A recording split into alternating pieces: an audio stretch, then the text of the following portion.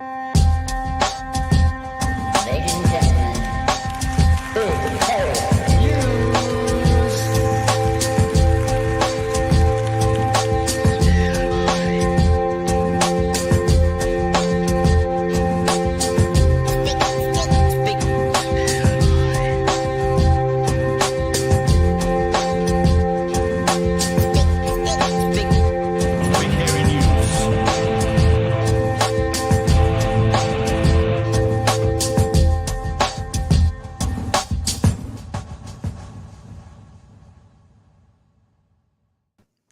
Hey, kia ora koutou, e te whānau. Welcome back to another edition of Big Hairy News. Kia ora, Chewie love, how are you, sir?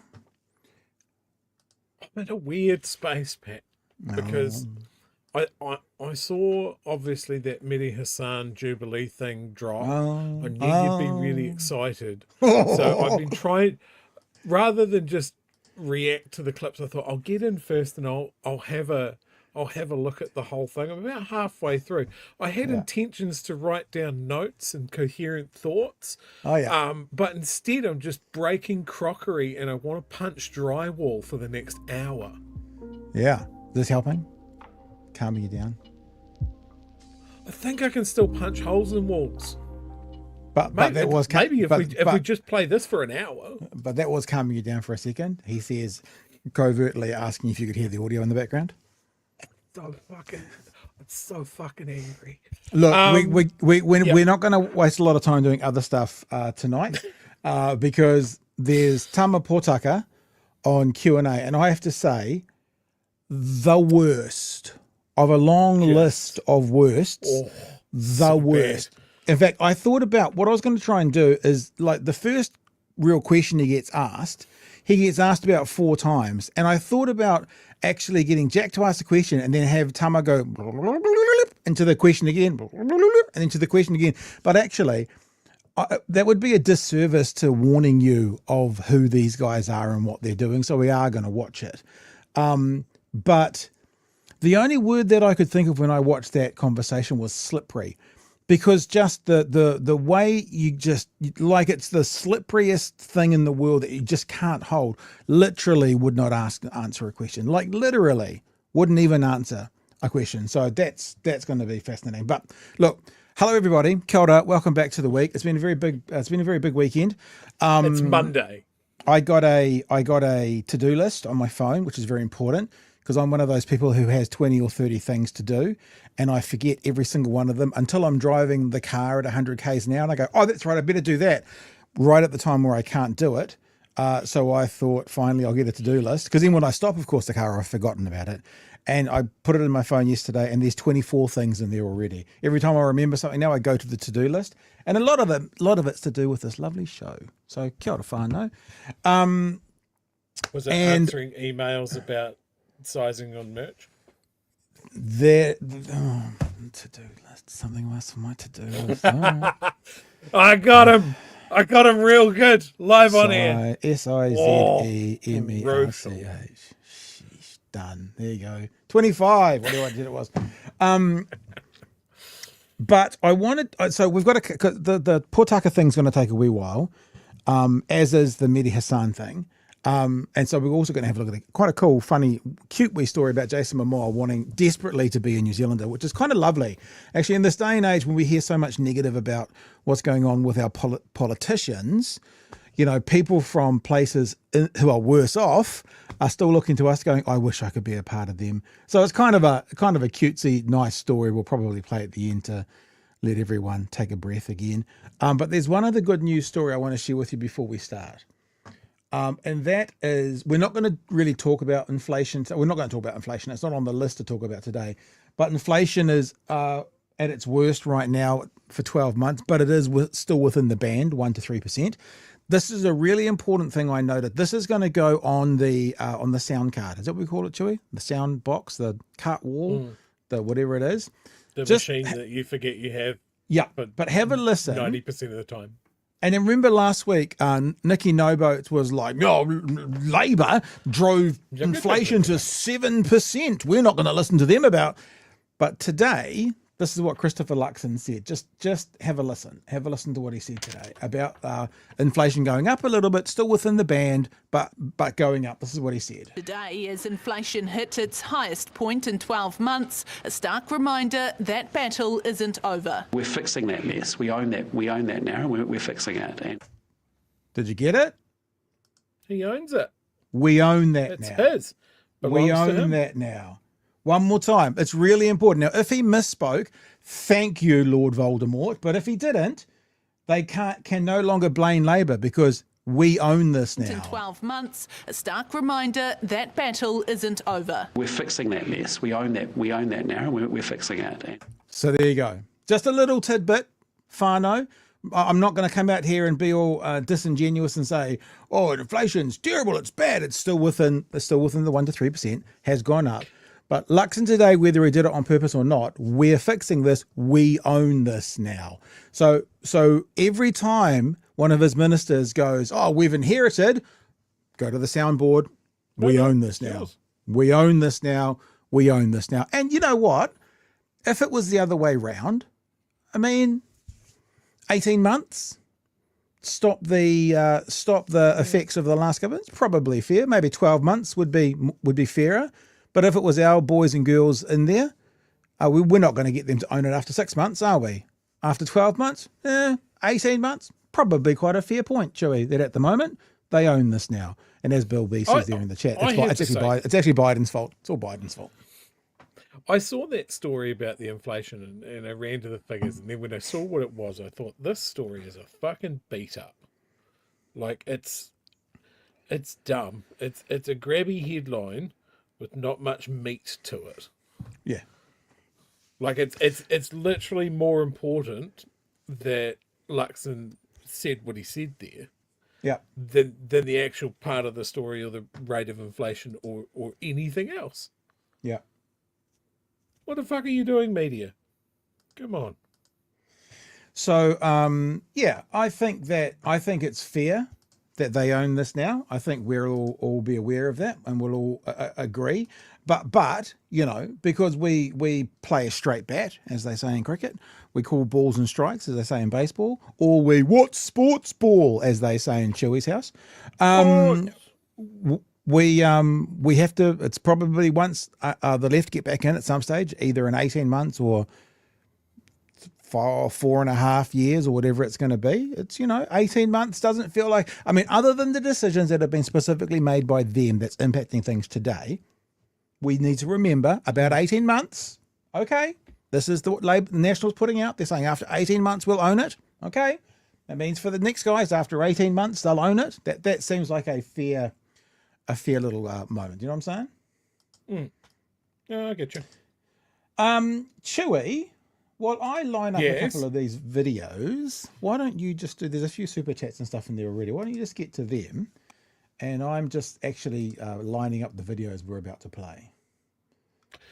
Are you perchance acquainted with a med professional who could explain why we need another med school when we don't pay to retain existing med staff? Yeah. Or the other thing is, are we? I mean, like I think we are.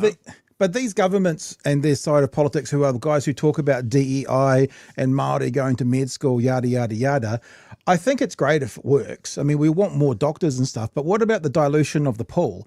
Are we going to suffer that there either won't be enough people to step into a third one, or if they do, the pool of talent will be diluted? Now, I guess I got to be careful saying that, because even if you can get in with a lesser qualification, you still have to pass the same exams and stuff to get through. So you'll still be as qualified. But the first question is, do we have the number of students wanting it? I know that we're underserviced, but are we underserviced because we've got more students that want to go that can't go, or are we underserviced because of things like how we pay and look after our doctors and people are less likely to want to do it and stay in this country?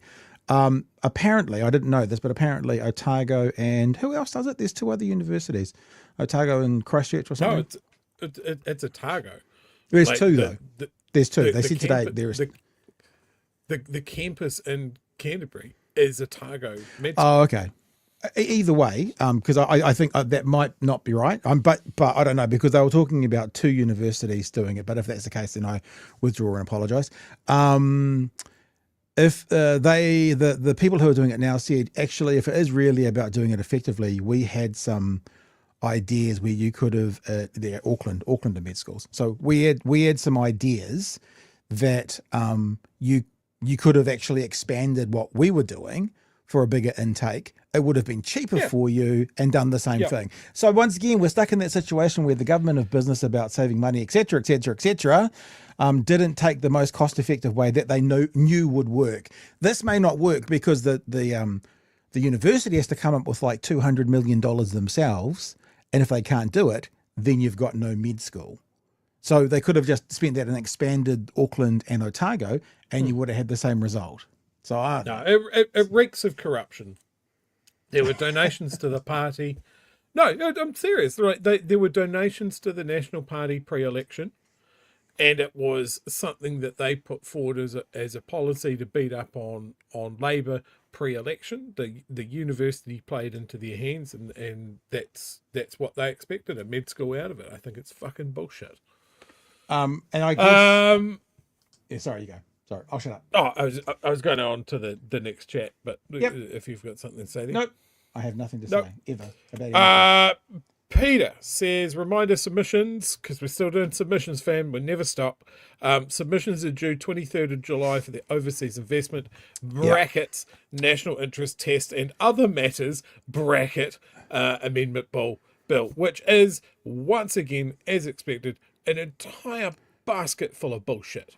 Okay, so There's Melanie, so much wrong with it. Melanie Nelson, who of course is a authorized, qualified Te translator, has been on a few times. She emailed me today. In case you have a chance to mention it to your viewers tonight, submissions close Wednesday, and it seems most of us have missed this one. Significant and scary changes to the Overseas Investment Act. Post includes commentary from Mike's. Oh, that's the post that she sent to me. But yeah, so this is, people are going, warning, we've skipped this one. RSB took up a lot of time. Warning. So yeah, good point. Yeah. So go to the submissions website, have a look at it. You've got until Wednesday. So Kiwi Burb, I got brain rot watching Jubilee. Yes, I have a traumatic brain injury also after watching half of it. So look forward to that later on in the show. Mr. Alex says, the government has a bill known as the Online Casino Gambling Bill, sitting with Select Committee. This bill falls short of including video game developers and publishers who monetize loot boxes. One of my fucking pet peeves about games. Loot boxes are just the biggest bullshit. Explain that to us. What's a loot box to people who are... Not me. I know. But for people who don't... Yeah, so loot boxes are a mechanic in video games where you buy it with the random chance to get something good in it.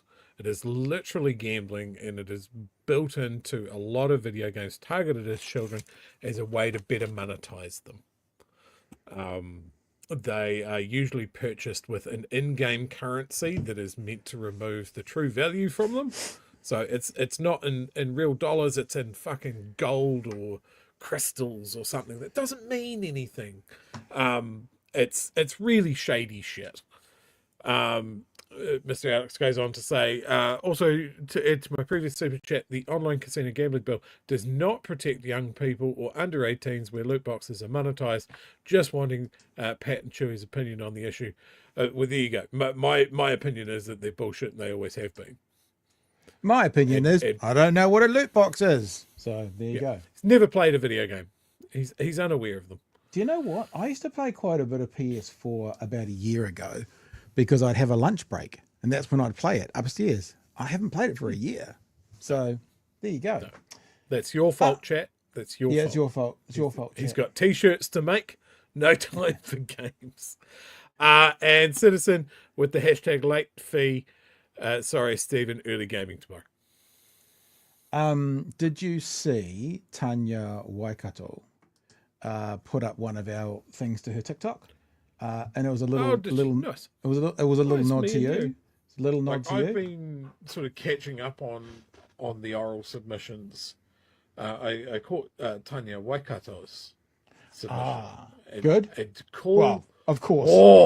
Of course. Oh, Good. I'd follow that woman into battle. Jesus. She was dropping bombs like it was Guernica. To which he wrote, thank you, Betsy and Whānau. Let's hope it doesn't come to that, eh? So, have we released any information about Tanya Waikato officially, unofficially? Are people aware? Because Tanya's released it. Have we told anyone anything? Officially? I am not sure what you're referring to. Yeah, we've been teasing this third podcast of the year. Oh, shit. No, I didn't even know about that. Nobody tells me anything. I don't come to the meetings. Really? Haven't dropped that. I think you just someone did said- that. You know how we've been saying my aim for the end of the year is to have a third podcast? And I have been keeping it on the DL. Yeah, no, you'd mentioned that. You mentioned a mystery podcast. Yeah. Are you revealing the mystery here, live on air to us now? All All Gary right. says. He no, pretend you haven't heard anything, chat. He's not ready. He's not ready to tell you. That's what I'm saying. Oh. Some people might know. I'm working at the moment with Tanya, and Tanya is going to be the third podcast off the ranks in the next few weeks. We're just finalising what's going to happen. And shame on you, Pat, tease. And we're just finalising what it's going to look like, how it's going to go, when it's going to play. There's a few options at the moment. And I was talking to Dr. Gary Payinda last night about a few things, and he just went, wow, an economist, an emergency doctor, and Te Pāti Māori's lawyer as our three podcasts. And then a couple of rodeo clowns from Dunedin. So, you know. Yeah. Like, we're definitely dragging the average down. Yep. Oh, there you go. It's sort of officially. I mean, Tanya's put it out there in her stuff, and I guess I'm saying now it's a go. It's just a matter of finalising it. And then, so what we hope to do is get all the professionals in the world doing podcasts, and me and Chewie can retire off the mate, Chewie, and just send them all out to do our work. Just go and do the good mahi, and we'll just sit back. Our biddings. It's 17 past, so we got to go actually, because we have already got a couple of long segments tonight which we want to get to. So let's get into it. And seeing you said Mehdi would be a bit later in the night, let's start with Tama Potaka. So this clip is a bit longer. I might even speed it up in part way through, because honestly, I thought about speeding this up. I thought about just making it go because he literally says nothing. I'm not even going to stop it after the first question, because you wait for the first question and then just listen to the non-answer, and then the redirection and the non-answer, and then the redirection, and it's honestly the slipperiest. It's the worst I've seen. And I do notice he hasn't got his Christian cross on this time, so that I'm assuming means he's allowed to lie, because if he's got the Christian cross on and he lied, it'd probably burn through his chest or something. It would burn him. But so keep an eye on this one. So let's have a look, shall we?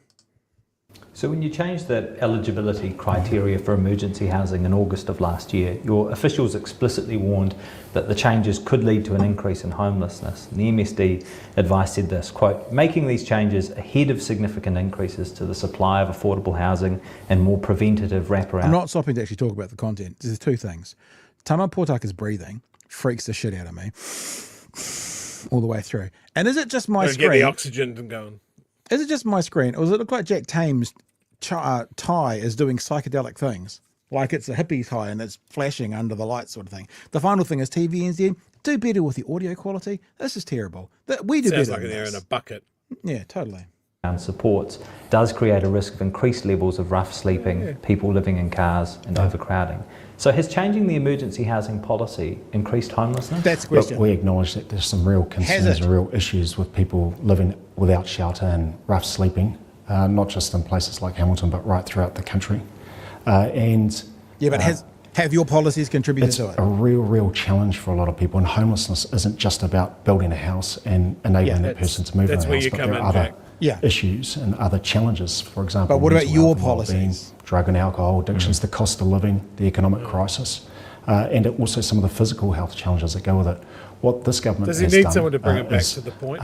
over and above the I think focus on that he emergency needs to housing, move we've the also cue committed cards to on. But what about supporting your community policies, housing Tama? providers. So another 1,500 community housing provider houses over the next couple of years, and they actually provide a lot of wraparound support, and that's what a lot of people who are facing those challenges really need. We continue to support Māori housing too. Jack. So places like Ngāti Whakaue, tribal lands over in Rotorua, they've been building houses over there by the Rotorua airport, supporting them to build houses for people, Kiwis, Māori, in genuine need. So to my question though, has changing that policy led to an increase in homelessness? Well, homelessness, as I said, is not just about housing, and it's not just about emergency housing. And we acknowledge... Just to my question though, What? has changing that policy and changing the eligibility for emergency housing, as you did in August of last year, has that contributed to an increase in homelessness? Look, there are some reports that there's an increase in rough sleeping and living without shelter. As a result of that policy? What are other those words for that, reports Tama? also say, just like the homelessness insights briefing that I've just received, say that actually there's a whole range of potential causes. That Homelessness Insights research is the one we were talking about last week that he's been sitting on. And you notice there he said, that I've just received, but that's the one that he was accused of last week sitting on because the numbers are going to be bad. He acknowledges now he's got it, but he only just got it. He wanted to get that on camera.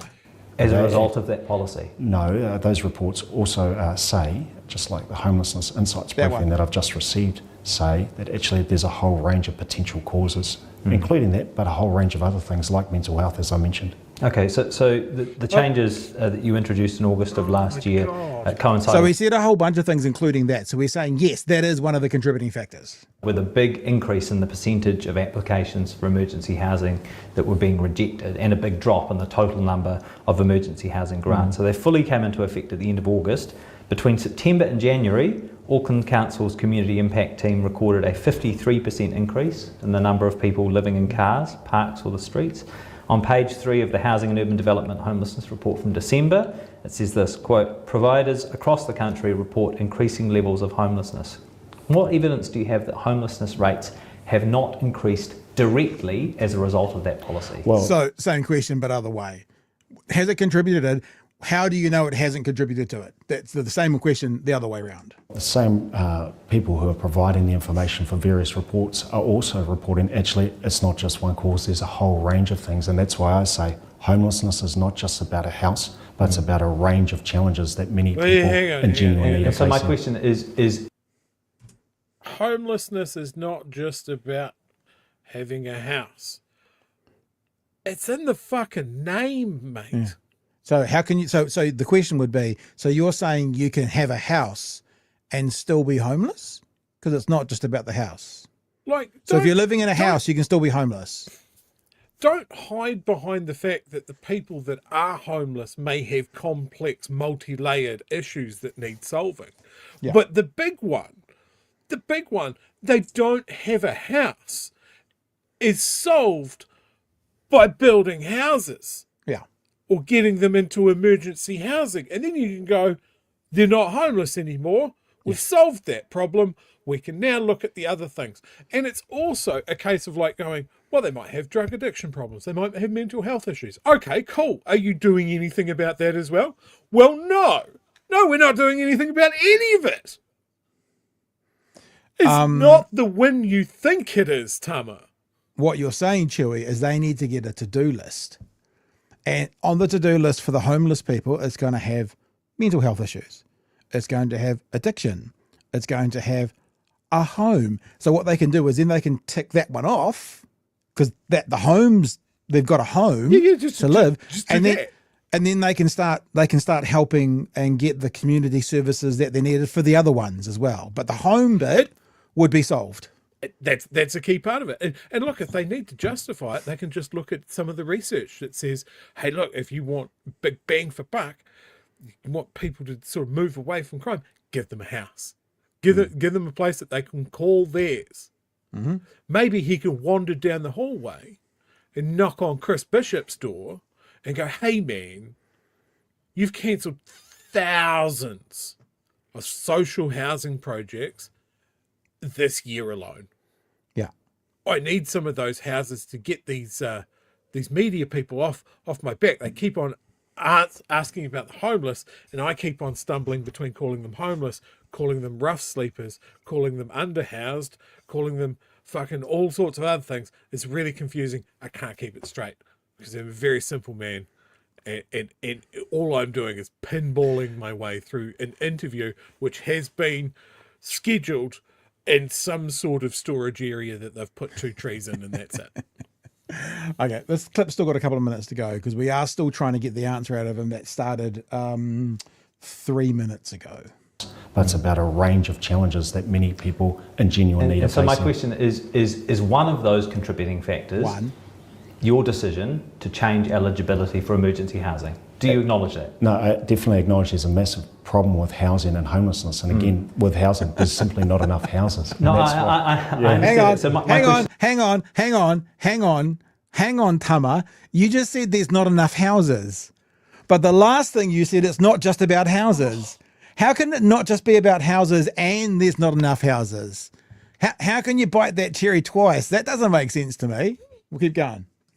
Though is you say there's a range of contributing factors to reports of increasing homelessness across the country. My question is whether tightening up the eligibility for emergency housing, as you did in August of last year, if that is one of the contributing factors. That's a very strong view that many people have. And what I'd say is this also, Jack, that where people have a genuine need for short-term stay and temporary accommodation in most towns and cities in New Zealand, emergency housing is available. There is a responsibility framework that goes with that, but emergency housing is So available. it's a strong view that many people hold that your policy has led to an increase in homelessness. What's your view? Well, I think there's a range of factors. What's your view? Well, my view is this, is that where people have a genuine need for short-term stay and temporary accommodation in most towns and cities in New Zealand, there continues to be emergency housing available. And we continue, as taxpayers, you and me, Jack, through the government, to put $500 million a year into things like Housing First, rapid rehousing, transitional, and a whole range of other initiatives to really help those people in genuine need. Yes, you're talking about those policies and your efforts to increase the housing supply, but I just want a really straight answer on this.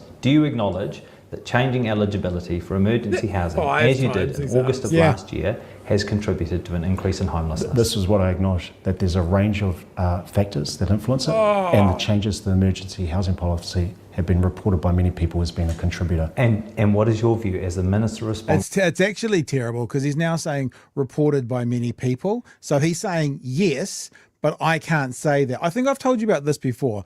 I've had an interview with Dr. Don Brash where I played a conversation with him with Duncan Garner, and Duncan Garner asked him about it was sending soldiers to East Timor or something like that, and Brash's answer was, "This is a diversionary tactic put in place by da-da-da-da-da-da." And I said to him, and I'd say this to Tama, I'd play him this and I'd go, you know how you guys always say when you're going for an election, it's a job interview.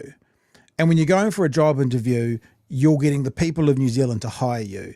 And he'd say, yes. And I'd say, how the fuck can you be in a job interview and get asked the same question 5 times and not answer the question? What job interview does the average person on the street get to go and sit in front of their, I don't know, JB Hi-Fi manager and them ask a question? What happens if you don't answer that question? You don't get the job. You don't have the option not to answer the question if we're your bosses. It's not how the employer-employee line goes. It's really not.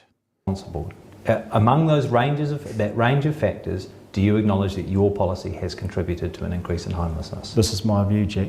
There are a range of factors. People have said that the policy is part of that, but there are also a range of responses, and we're really dedicated to trying to build more houses and to enable people that have that genuine need actually to get into a proper home with the pastoral support that they need. People like Te Runanga, Kirikiriroa, the Wise Group and others who do some fantastic work here in Hamilton West and elsewhere throughout the country. And that's it. So at no point did he answer the question. He said, he went about as close as he flew to the sun was, there are a range of things and many reports cite that as one of the reasons. But at no point did he say, I agree it's one of the reasons. I don't actually even understand how this is a tactic, because I don't know how anyone can watch it. You could be blue through and through, right?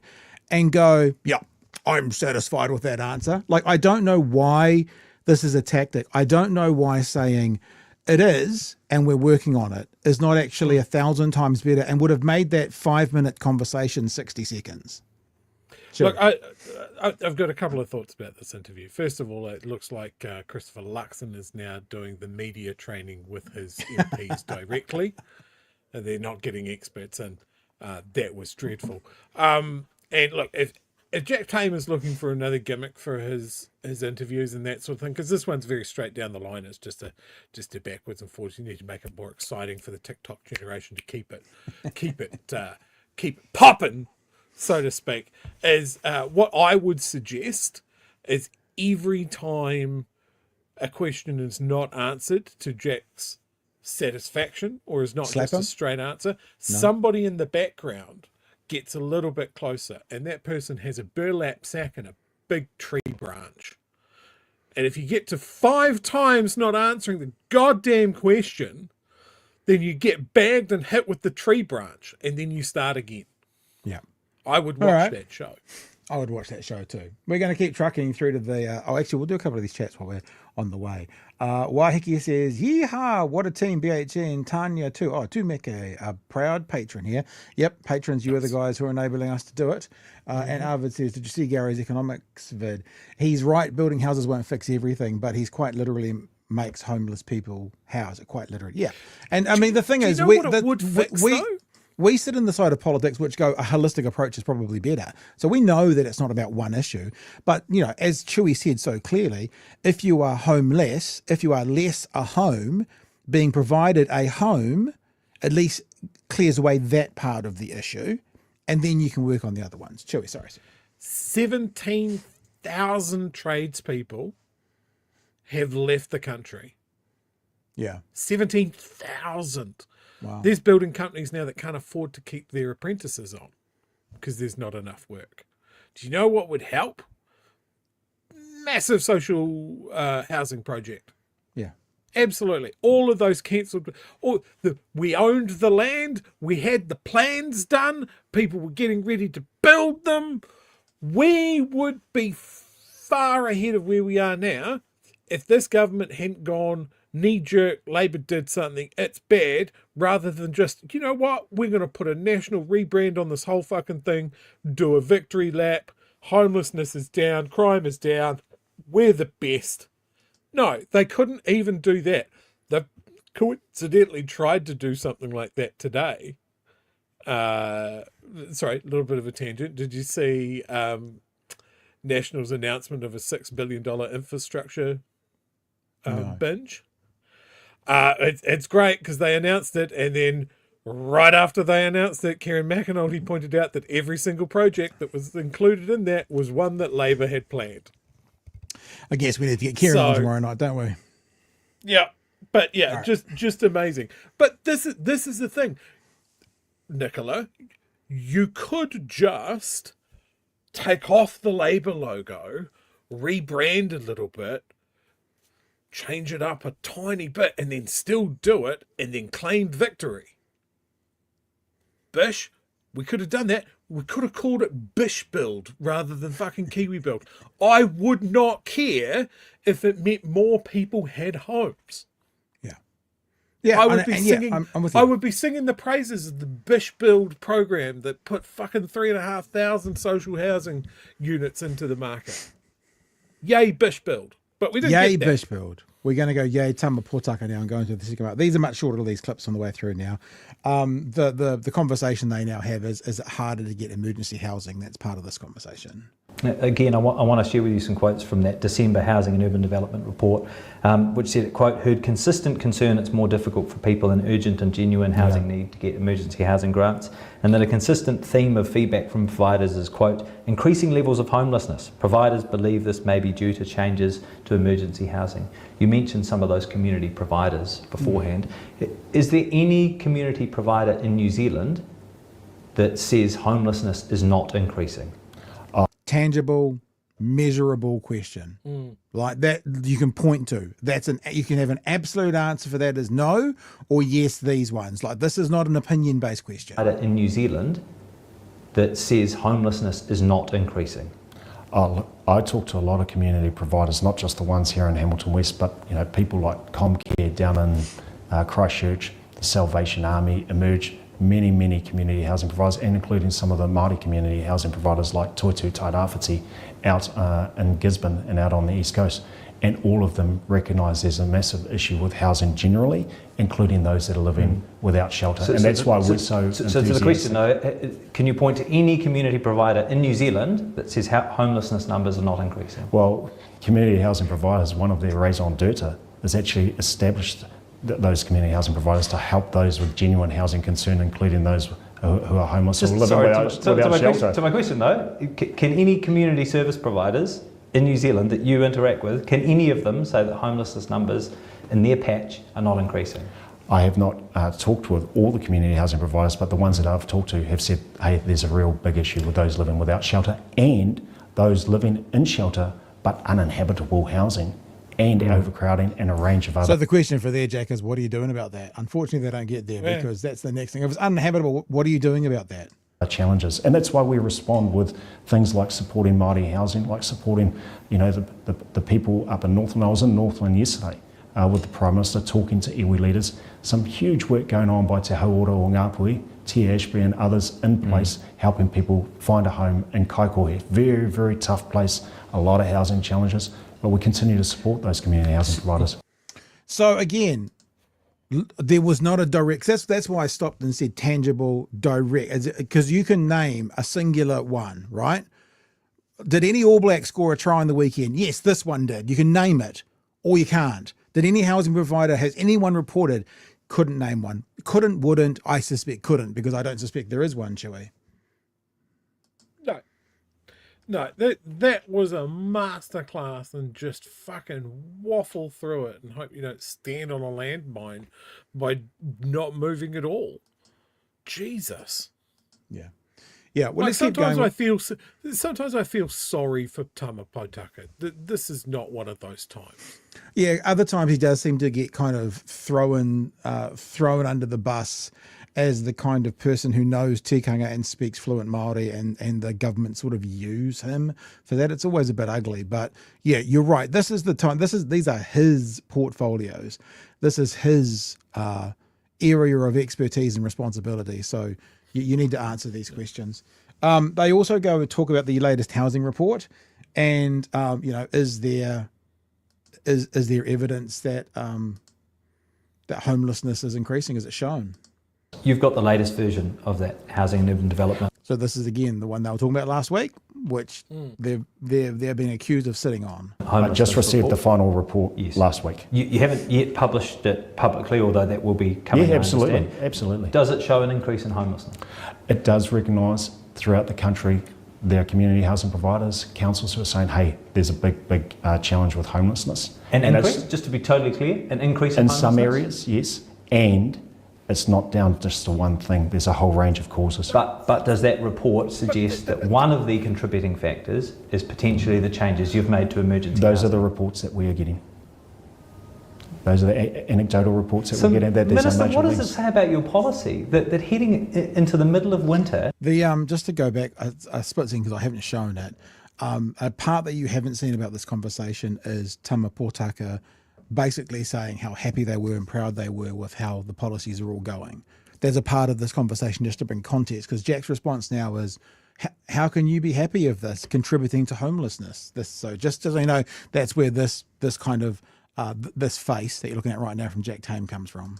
Reports that we're getting, that there's Minister, a major what does links. it say about your policy that heading into the middle of winter, you are celebrating an emergency housing policy that your own officials say is contributing to an increase in homelessness? What they're saying is we've got a whole range of causes. You've just told me. You've just told me that one of those causes is your own policy. No. What I've said is that there are anecdotal reports that say there are a range of causes, and they also including your own policy. They report that the emergency housing policy is very, very harsh. That's what some of the anecdotal reports are saying. And you think this policy is a success? No, our target is not a policy. Our target is reducing the amount of whānau and households living in emergency housing. You've certainly done that, but it sounds like you've all... Yeah, that's stupid though. Our target is to reduce the number of people in emergency housing. If we just kick them out of emergency housing, hey, we reached our target. And that's, I guess, the accusation as to basically what has happened. My ministry has the aim of reducing the need for emergency housing by providing non-emergency housing, otherwise known as housing.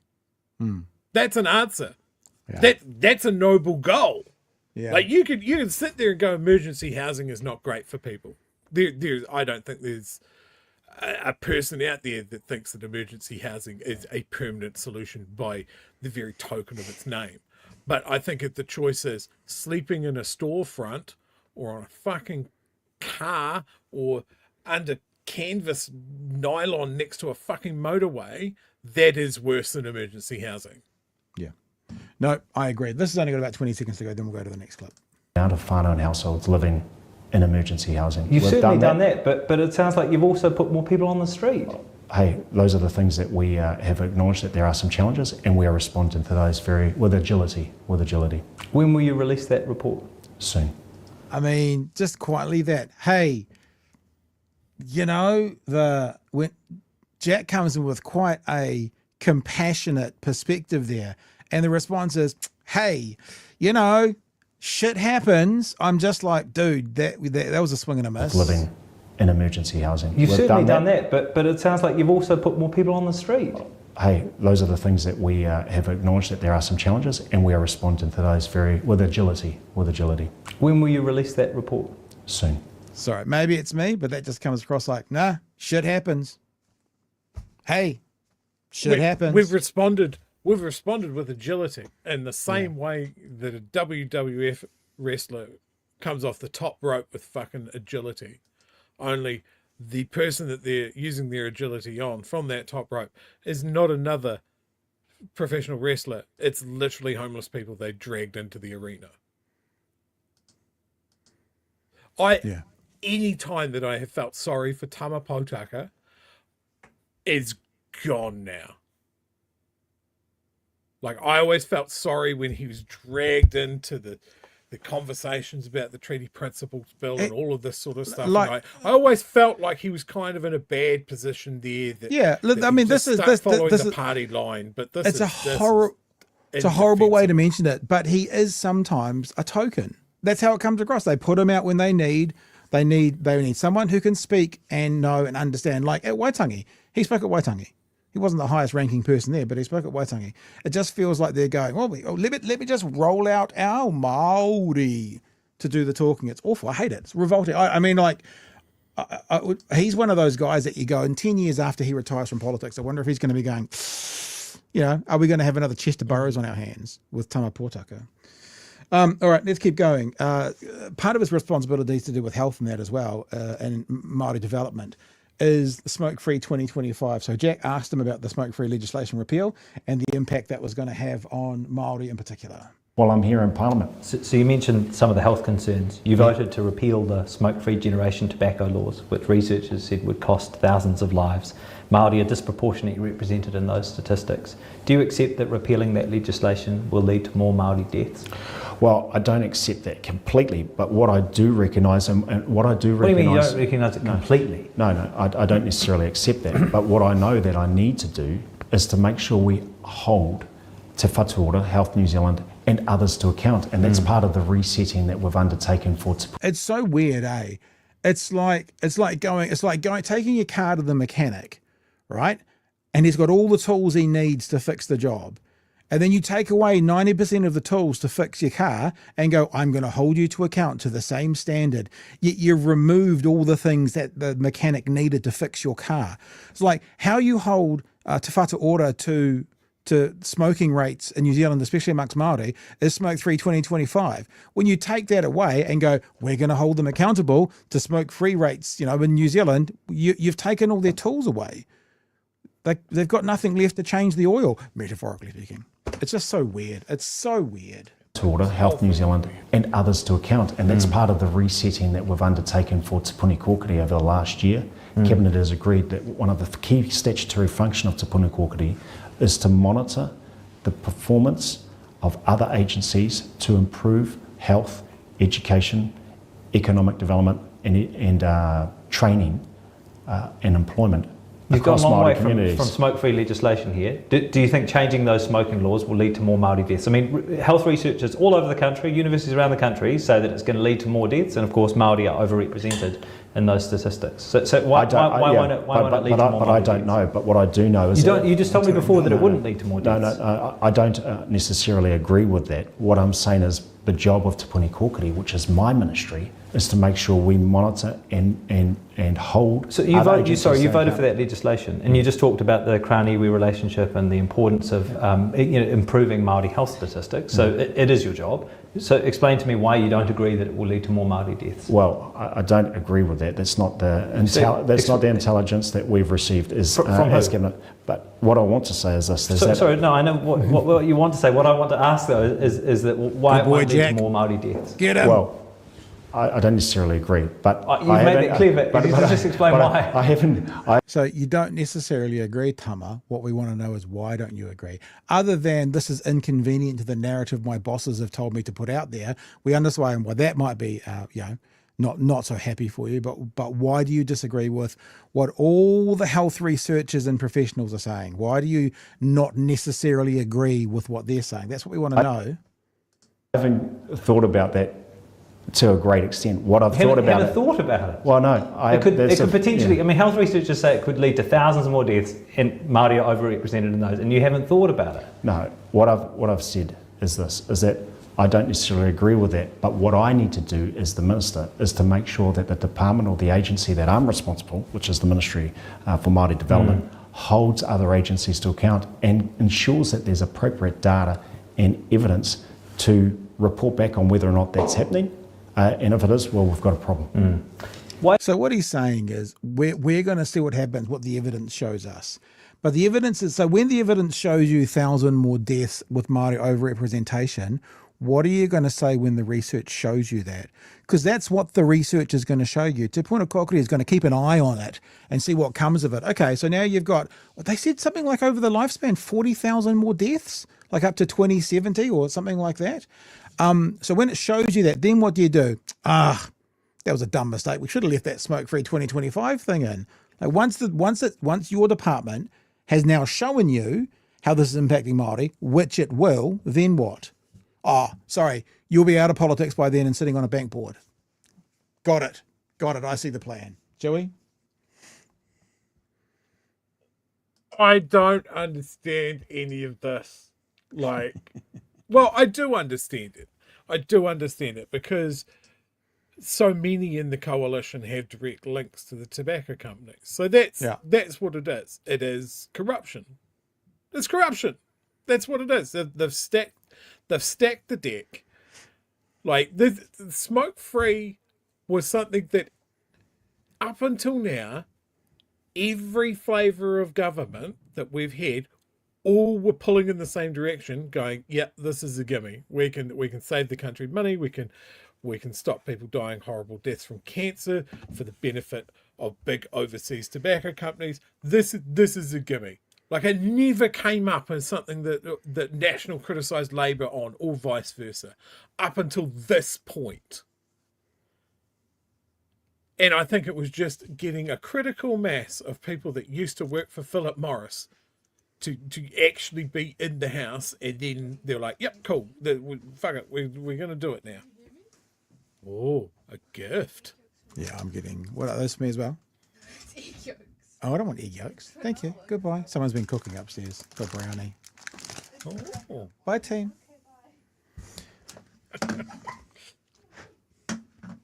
I was with you, but brownie turned up, so I had to accept the gift. It was a taonga very graciously given to me, so I must receive it. I just remember really early on, I tried to be quite careful about throwing around the corruption claim. That's changed in your life. It has fucking changed because it's so out in the open.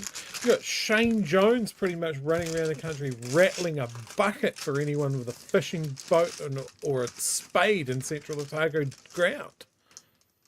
You know, you've got gun lobbyists, you've got tobacco lobbyists. Like our finance minister used to work for fucking Fonterra. Yeah. and she's trying to pretend that she doesn't know why we're paying so much for butter. It's corruption. Yeah. All right, let's get to the last clip because we are going to finish off with some fun. And laughter with Mehdi Hasan. Well, you're going to stick your head through the screen, I know that, but the rest of us. Last clip is the UN's response to the Regulatory Standards Bill. UN said last week, not the best thing, chaps. What does Tama think about that? UN Special Rapporteur on the Rights of Indigenous Peoples penned a letter to the government criticising the Regulatory Standards Bill, saying it fails to acknowledge tikanga or uphold principles of the Treaty of Waitangi. Is he right? So again, just ask that question again, please. Sure. The UN Special Rapporteur on the Rights of Indigenous Peoples penned a letter to the government criticising the Regulatory Standards Bill and saying it fails to acknowledge tikanga or uphold principles of the treaty. Is he right? Well, I don't think the Regulatory Standards Bill in its current form acknowledges tikanga, but I think that over all bills and over all acts, I have a very serious expectation that treaty responsibilities and rights are upheld. So is the UN... None of your mates are are paying any attention to that. And when the legislation comes for a vote and it doesn't include that, Tama, what will you do? What will you do? Remember, we've been talking to people who were MPs in the 1980s. Things like nuclear-free New Zealand, they crossed the floor. When it doesn't do any of the things that you're saying here you expect it to do, what will you do? How will you go back to your iwi after voting? What will you do, sir? That treaty responsibilities and rights are upheld. So is the UN Special Rapporteur right in his criticism? Well, in the current wording of the Regulatory Standards Bill, it does not mention tikanga and it does not mention the treaty principles, and that's actually a concern that many of my own colleagues, peers, even my daughter, have mentioned and said, hey, what's going on here? But I think we Prime also... Minister criticised. That's a really telling point. I don't know anything about Tama's family. I don't really want to talk about his kids, but he's Māori. If his daughter is a strong Māori lady and she's not in favour of it, how would you show your face again? Not just to iwi or hapu, but your kid. One generation right there. If you voted for something that it would seem most experts are saying will rip the treaty out of New Zealand legislation, how do you have dinner that night? You know, I'm just wondering if the daughter comment was stronger and more telling than anything else. Not mention the treaty principles, and that's actually a concern that many of my own colleagues, peers, even my daughter, have mentioned and said, hey, what's going on here? But I think we Prime also... Minister criticised his letter. Criticised... That letter? Yeah, I acknowledge the Prime Minister criticised that. What I'm saying is a lot of people have expressed their concerns to me over that, and it doesn't acknowledge tikanga. And in terms of treaty responsibilities and rights, I think that those are fundamental constitutional issues that actually sit over and above all legislation. Will you vote for the Regulatory Standards Bill if it doesn't include a reference to the treaty? Well, we haven't heard the report back from the Select Committee. Not the answer, Tama. This is the one time you could actually have a spine. I know, but if it doesn't have that changes. reference, it might. But if it doesn't have changes that would include a reference to the treaty, would you support it? Well, I'm not going to speculate on my position in advance of what happens after the Select Committee report and any other changes that might be made. But no, he's not going to speculate on his position because he doesn't know if he's got morals or not until he sees what's in it for him and his party. So, Chewie, would you plunge that knife into that person's back? Well, I can't really specify whether I would or I wouldn't. We'll have to wait for the actual time to come and the event to happen before I make that decision. No, I can tell you right now, we wouldn't. If that was the case, we wouldn't. So it's not really speculation. It's actually going, if this concrete thing happens, how will you vote? And I'm afraid his one chance to maybe go out of this interview with a backbone is gone forever. 10 seconds to go. What I will say is this, is that I believe, as does the National Party, that the Treaty of Waitangi, Te Tiriti o Waitangi, is a foundational document, constitutional document for this country. That's what As you said, Chewie, I think he needs to have a meeting with some of his mates. There you go. That's the end of Potaka. I could just stop there. That's the end of him. He's done. No, that's the end of the interview with Potaka. I'm just wondering what sort of fucking rescue equipment is going to need to be deployed to pull him out of the hole that he just dug with his mouth. Yeah. Tama's daughter, if you're watching, when they try and pass this bill, or whether they're successful at passing this bill, that sort of thing, just when Dad comes home, can you please be wearing a GoPro? I just want to see the footage. As he comes through the door, it has to tell you what he's done. Do you know what would be really interesting? And I think there is a place to say kids can stay out of this. But actually, Māori in particular have a family, you know, like the iwi and the hapu and the immediate family. It goes on, and whānau as well. I would love to know Winston Peters' daughter. She's not really well known, but she has been in the public eye a bit. What does she think of this? Tama Potaka's daughter. Now, I don't know whether she's 7, 17 or 27. What do they think of this? It would be really fascinating to see some of these Māori MPs who are voting with what most people seem to think is on anti-Māori issues, what their sons, daughters, nieces, nephews, brothers, sisters would think of it all. It actually would be really interesting to find that out. And if maybe someone had more time and more influence than us, that would be a really interesting thing to do, because it's one thing for Tama Potaka or politician X to have to stump up at a marae and argy-bargy because that's how marae works, but to face your son across the table or your brother at Christmas or whatever, it's just that would be a really interesting in-depth conversation. John Campbell, you listening, John? That's for you, son. Get out there. We know that Tama has had to front foot all of this. Yeah, as you said, he spoke at Waitangi. That is somewhere where it's sometimes a brutal exchange of thoughts and feelings about various things. He's had to front foot the government's assault on Māori rights and the positioning of Māori in the founding of this country. He knows the depth of feeling that is out there, especially if it's coming from within his own home. I just don't get it. I think the only way, someone said it in the chat, and sorry I didn't catch it when it went past, but this is one of those things that the only way that you can salvage your reputation is to walk away. We've seen parliamentarians walk away from the House and the party based on a moral code. What is your moral code, Tama?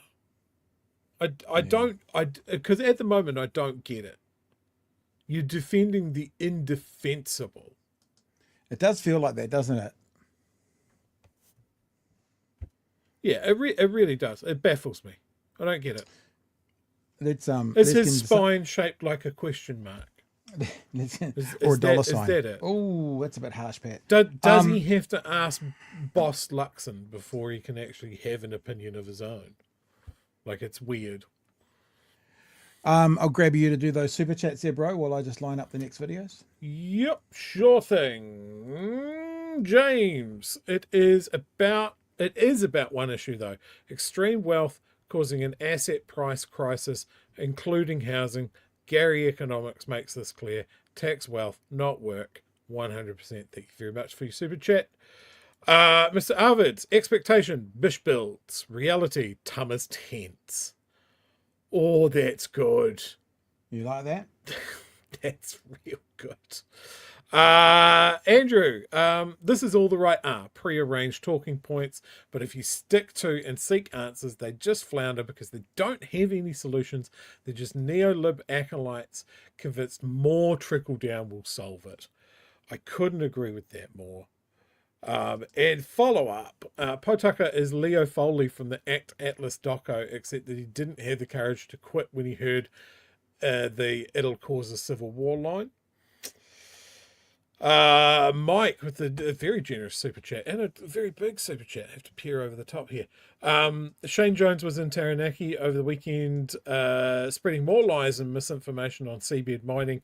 And there's a group who've launched propaganda online that it won't cause any damage.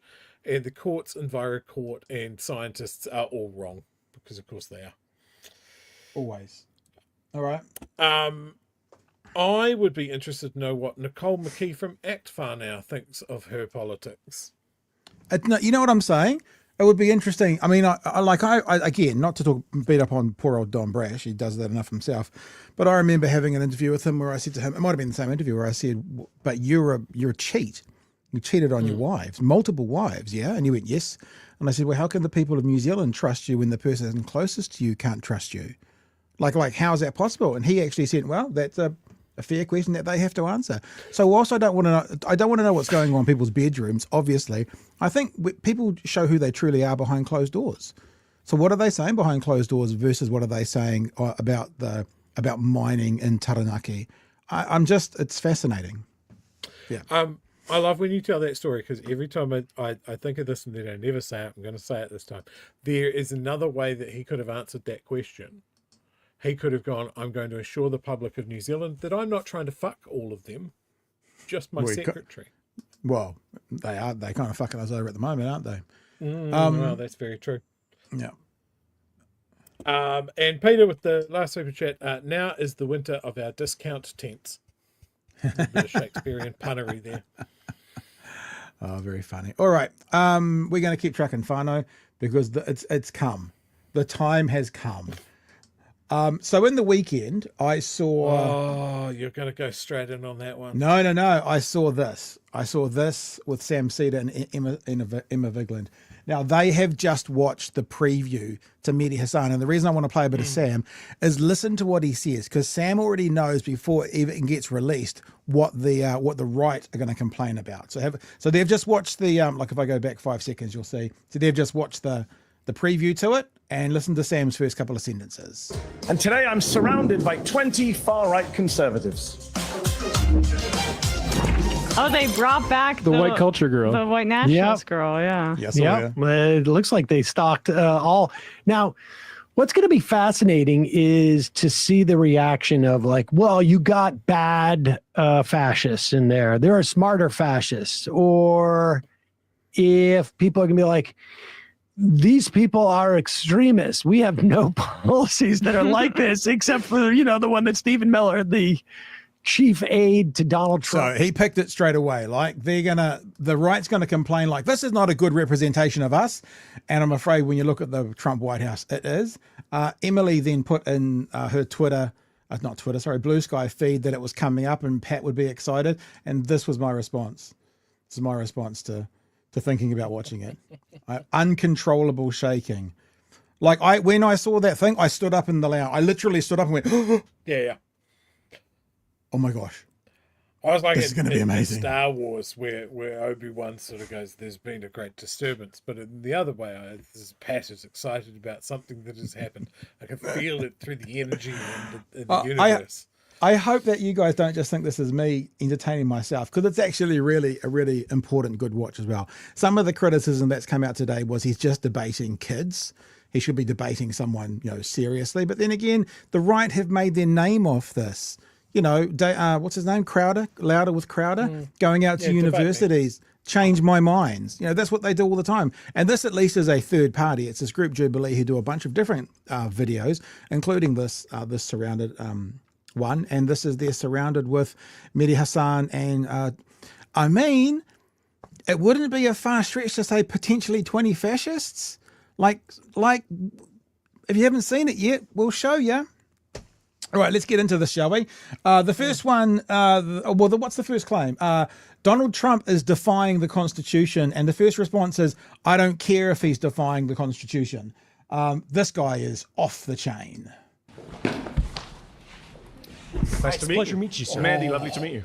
He's your favourite, Chewie? This guy, he's your favourite?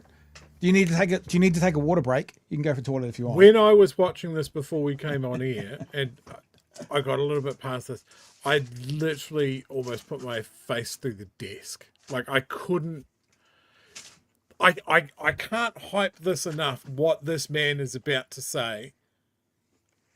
Roll it. Rolled it. Oh, So I would say that with Trump being anti-constitution, I don't really care, to be quite frankly, because in regards to the Constitution is a document that should seek to serve us. And when it fails to seek to serve us, that can be amended. Laws can be changed. And quite frankly, the fact is, we're defending things in this country that shouldn't be defended. The First Amendment should not defend pornography and making children and women be victimized.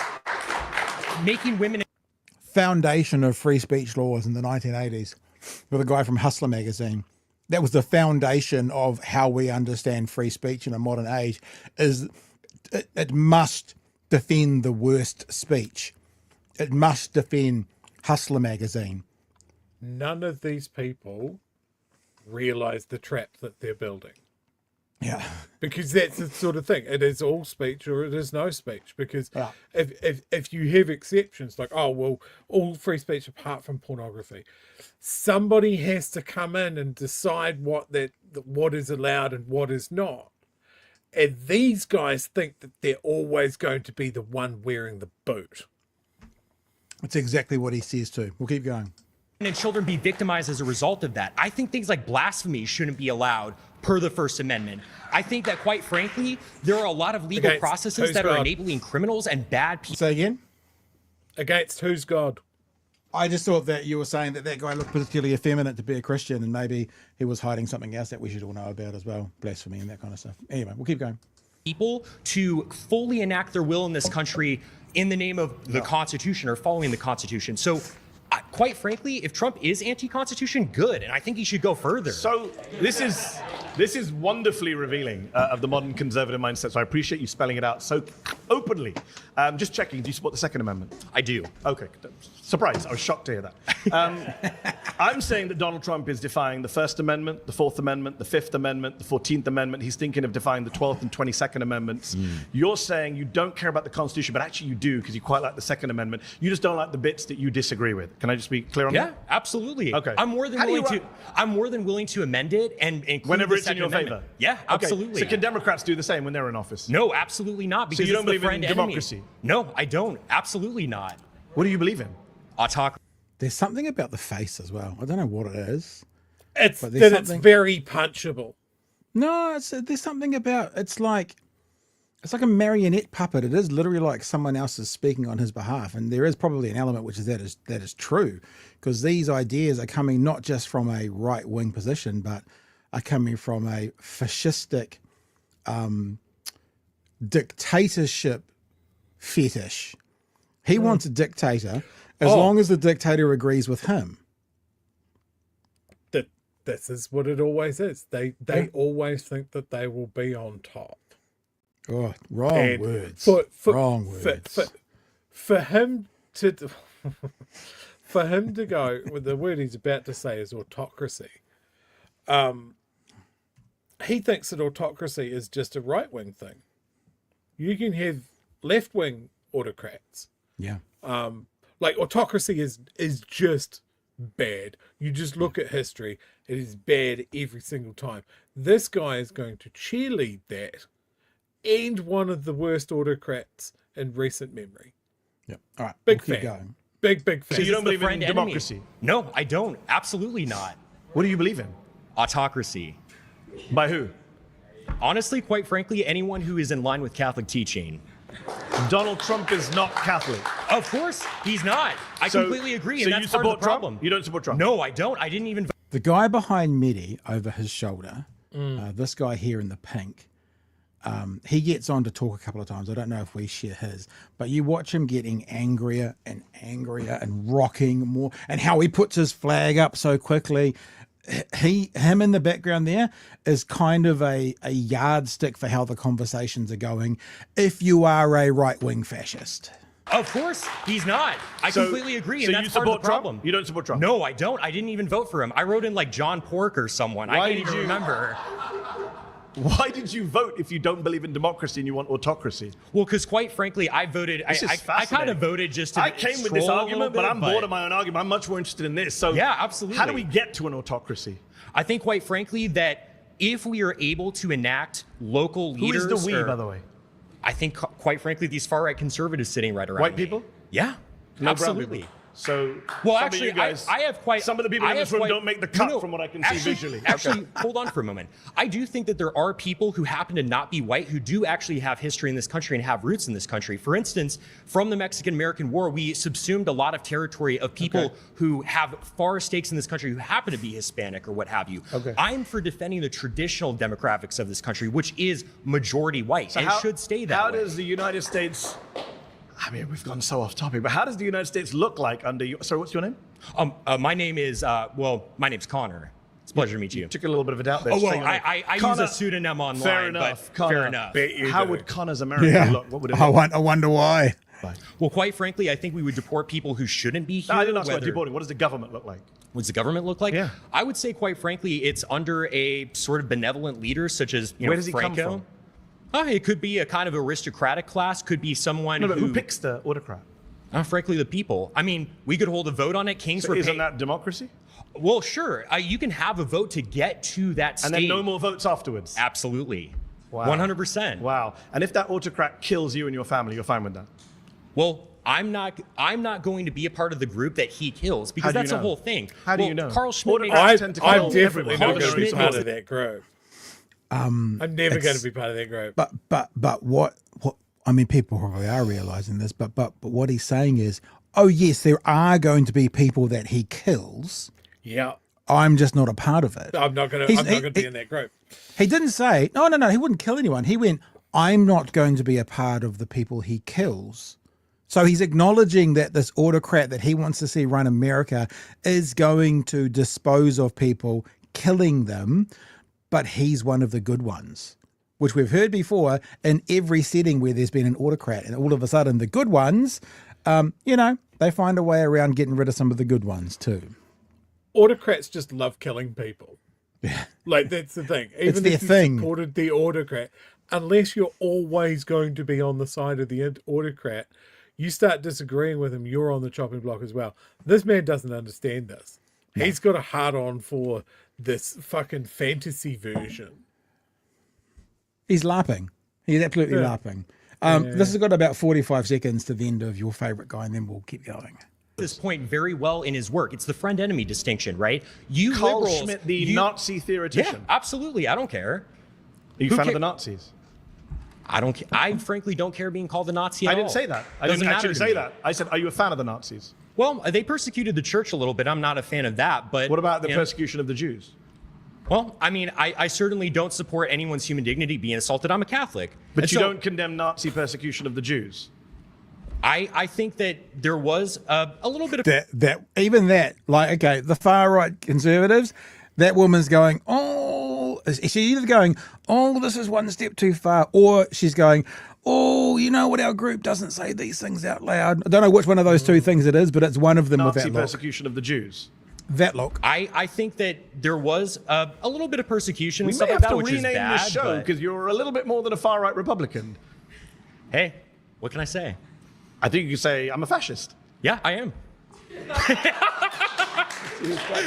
And people clapped I'm that. just checking who's clapping just to get my set of where everyone is on this. Because you know that millions of people are going to be watching you on YouTube and checking out who the fascists and the Nazis are. I'm not ashamed of that whatsoever. No, clearly you're not. During the pre-war period, prior to World War II... This comes a fade out because that's the end of this clip. They keep talking, but I couldn't find it out, so we just went for a fade out. Now, Chewie, I do have a few more clips to show, but do you want to quickly share some thoughts on your fascist friend there?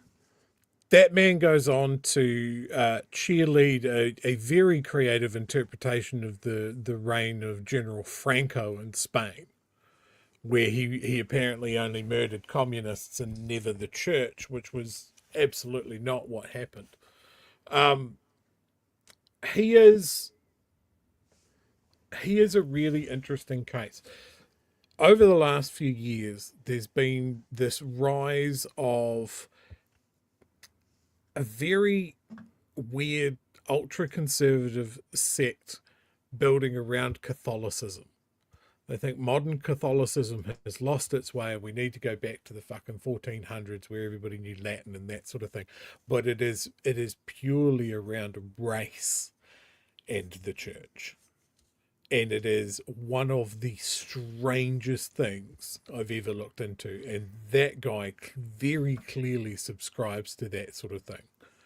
To go that it's all about Catholicism, and that's the only thing I care about. Yeah. It's deeply, deeply strange if you read into it. Interestingly enough, the current US Secretary of Defense, one of his tattoos that people sort of go, that's fucking weird, is a symbol that is tied to that reinterpretation or fundamentalist view of Catholicism. It's very concerning. We've got a little bit more with this guy, but it's not because we want to see more about what he's got to say. We often wonder about platforming people. And this is a part of the conversation where Mehdi basically stops talking to him. He goes, I don't debate fascists. I thought I'd play and see what people thought. Because obviously they're on someone else's platform and they're going there to talk these issues. But I think the thing that's great about this is Mehdi Hasan is, I might be being a little bit, I don't know, hyperbolic's the right word, but certainly fangirlish, but to me comes across as one of the best interviewers in the world at the moment. So when he gets put into a situation where the position is Donald Trump is defying the Constitution and this rando goes off on attack, he goes with him because the conversation is more important and more interesting than Mehdi's original point. And this is just the end of this conversation where Mehdi just basically says, well, I don't debate fascists. And this is about a minute after the last bit that we thought. So there's been another 60 seconds or so. Dignity, because I even believe in your dignity. I don't, in a state that I was running, I wouldn't want to hurt you or anything like that. But quite frankly, I don't debate fascists. Okay. So do you concede then? I mean, why? Do I concede you're a fascist who won't condemn the Nazis? Yeah. Yes, I concede that. Okay, great. So I mean, what are we doing here? Because I mean, you just seem know offended. what you're doing here. You just seem offended, to be quite frankly. Like I'm offended by people who can't condemn the Nazis. Yes, I am. Okay. Well, I condemn the evils that they did, but I don't really care about being. Yeah, sure. I don't care about being called a Nazi. Is the whole thing. I never called you a Nazi. I care you about called doing yourself the right a Nazi, thing. a fascist, and a General Franco supporter. Well, yeah, I am a General Franco supporter. He was awesome. He was so super cool, quite frankly. Because the whole and thing. you don't believe in democracy. I don't believe in democracy. What are you doing here at a televised debate? Because, this is democracy. It's not about a debate and disagreement. Because it is the means to support an end. The reason we have free speech now is because we want. Do you notice actually how his face has just changed? It's like, here's the important stuff I want to share. You know, oh yeah, absolutely laugh, you know. And then it's like, boom. Here's the thing he wants to say. Because it is the means to support an end. Boom. The reason we have free speech now is because we want to be openly talking about our opinions so we can get the state that we want. But it doesn't mean upholding free speech after we win. I mentioned the only good thing about this fascist moment we're in is that you guys are so open about it. The whole reason I mentioned quiet part loud. The whole reason I mentioned Carl Schmitt earlier, and you kind of blew past him, is the friend-enemy distinction. Past him because of the Nazi even liberals, when they take power, they want to enact policies and they want to enact protections for their people and their ideas, and they're willing to punish their enemy. And so I'm the same way. I'm like, hey, if you're going to punish me, I'm going to get in power, and I'm going to frankly punish you when you try to leverage power against me. See, but you know the difference is he's talking about the left versus the right. When the left get in, the right cry about being punished when they're not, and then when the right get in, they punish the left. But you know what I mean? But the left don't do that. The left think saying it's okay to be trans, the right think saying it's okay to be trans and respecting people for their choices. They think that's like beating up the right. Persecution against them. Persecution against the right. So his justification for they're going to do it to us, so we're going to do it first, is actually a false dichotomy, because the left don't do it to the right. They don't try and force them out. They don't try and, it's not true. It's all projection, but then they use it as a defense for what they're doing. It's fascinating. It's just fascinating. Just that simple. I'm not sure what you want to say. Hey, it is what it is. All right. Pause. You've been voted out by the majority. Please return to your seat. It's a pleasure to meet you, sir. I can't say the same, but thank you. That laugh has the least amount of humor I've ever heard in a laugh. But you see Like, what happened when he spun, and all of a sudden he was talking about the reason we want free speech is so we can say what we want, get in who we want, and he said it, and then we can end free speech. And that was the boom in his face. It went from this really weird, rehearsed, marionette laughing kind of fake, and then all of a sudden it was like, shung, I'm locked in on the main point now. It's just fascinating. I said this when we looked at Sam Cedar doing the same thing. Yeah. Is what I think is most shocking to me is this is stuff 10, 15, 20 years ago that would have been hidden on a message board. That would have been, the Stormfront, which was a message board for avowed neo-Nazis who were talking about race war, and it was just for them. But once you were in there, it was all there. But you definitely wouldn't go on a fucking televised thing and spit it out. You might say it at a rally, but you wouldn't say it out in the world to normies. You would coach your language and dog whistle arguments and that sort of thing. It stuns me when we saw it in the Sam Cedar one, that it was just straight up Nazi, white nationalist, great replacement, all of that sort of stuff, chat out in the open. And it stuns me here that it is someone that is so confident in their view, and that they are surrounded by 19 of their supporters or people in their corner, that they're just going to say it, and it's out on the internet, and he thinks that he is that comfortable he can voice these opinions. They should have a rematch of this where the only change is Mehdi Hasan has a bat. Just so you know of that Sam Cedar debate before we go into the next clip, this is the one that we called Barbie Nazi. When you wake up the next morning and you find out, and she's back. And like, just to show you we don't do the clickbait thing, that's our third highest video of all time, was her, right? And she's in this one as well, but actually she was kind of null and void. She was pretty pathetic. So we're not showing her just for the sake of it, but we are showing this guy because the other thing that happened to Mehdi in several of these interactions was basically him being told, you're not an American, you should go home. What are you doing here? Just straight out racism. Just straight out racism. Just a little warning here as well for people at home. Ladies, if you're watching this video, I know it's on the TV screen and that sort of thing. I'd still cover your drinks.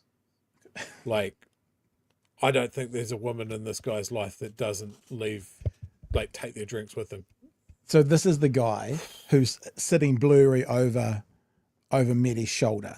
So this is the guy I was talking about. So you see him now, but in a couple of we've got two other clips. So these are much shorter, these clips now. Then you see him reacting to everybody else's. So let's have a listen to the first time I think Mehdi gets told to get the hell out of the country. Of all immigrants coming in tomorrow, moratorium. You think that Republicans and employers of big firms just suddenly raise all the wages? You notice That's how you what didn't you answer believe. what I said. You That's notice what how you it believe. was a complete. Your ankles That's what all you right? believe. You pivoted the hell That's what away you from the believe. conversation. Is that what you? I'm on Are the your ankles subject. okay? Do you believe that wages? I'm just wondering how naive you are. You believe that the 1% will raise wages in the federal wage They will if be we forced stop to. immigration? They will be forced to. When you increase labor's relationship to capital, okay, and you give labor more bargaining power because you're tightening the supply of labor. This is a very simplistic understanding of economics because you're explain I'm wrong. I'm telling you how you're wrong. Because you're ignoring the fact that when immigrants come into an area, they spend money. They create jobs through their presence. About 1/5 of their monthly income leaves the country. That's a good thing also because you don't like US aid, foreign aid. So this is the point. They create jobs. I came into this country. So far, every one of my assumptions about you has been correct. But listen to me. I am an immigrant. I'm speaking from personal experience. Get the hell out. I don't even like... I should get the hell out. See that girl in the background? That's Nazi Barbie. Yeah, loves it. Yeah, That's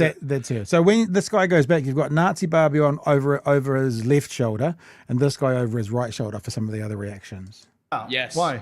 I don't want you here. Why? Because you come here and say all this bullshit about how Americans are lazy. Why? You push your left-wing politics. I never said Americans are lazy. I don't know why you say this. I never said Americans are lazy. Yes, you are. The only person You're saying attacking immigrants people have is to you. come into this country so they can do jobs that we don't want to do. That's I never exactly said what you those said. words. When did I say it? Oh, really? When did I say it? So We're on YouTube. Guys watching on YouTube. See, this is the classic thing that the right will do.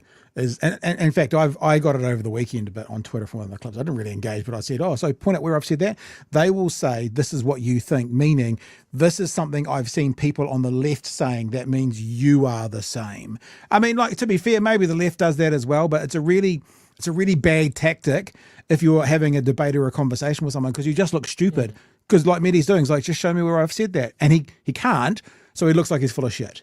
YouTube, rewind to the time where I said immigrants are doing jobs we don't want to do. When did I say those words? Words that came out of my mouth. Okay, so why do we have to bring in immigrants? Why do we have to bring in immigrants to the country if we have people who are going to do the jobs? Pause. You've been voted out. It's nice talking to you. Nice talking to you. You're going to have to go. Nice talking to you. You're going to have to go, bro, is what he said as I left, to an American citizen. Good to know where you stand on immigration. It's not about immigration, is it? That's what it's not about. There you go. I just played that a little bit at the end there from Mehdi. So there you've got Nazi Barbie over one side and, I don't know what you call him, young Hitler youth on the other side. Well, anything you want to say to that? What's the opposite of consent is sexy? Consent is sexy. Being a bit rapey is sexy, or consent is not sexy. I don't know. Like someone in the chat said, looks like he's still breastfed, and my clarification on that is without consent. Yes, probably. Yeah, like just these people are insane. And one of the things that I've been like, I know America's a big, diverse country. There's millions and millions of people in it. But almost without exception, every American that I have met personally has been lovely. And I'm talking about like the students that come here to study, the people that come here on holiday, the people that I met when I went over there a couple of years ago.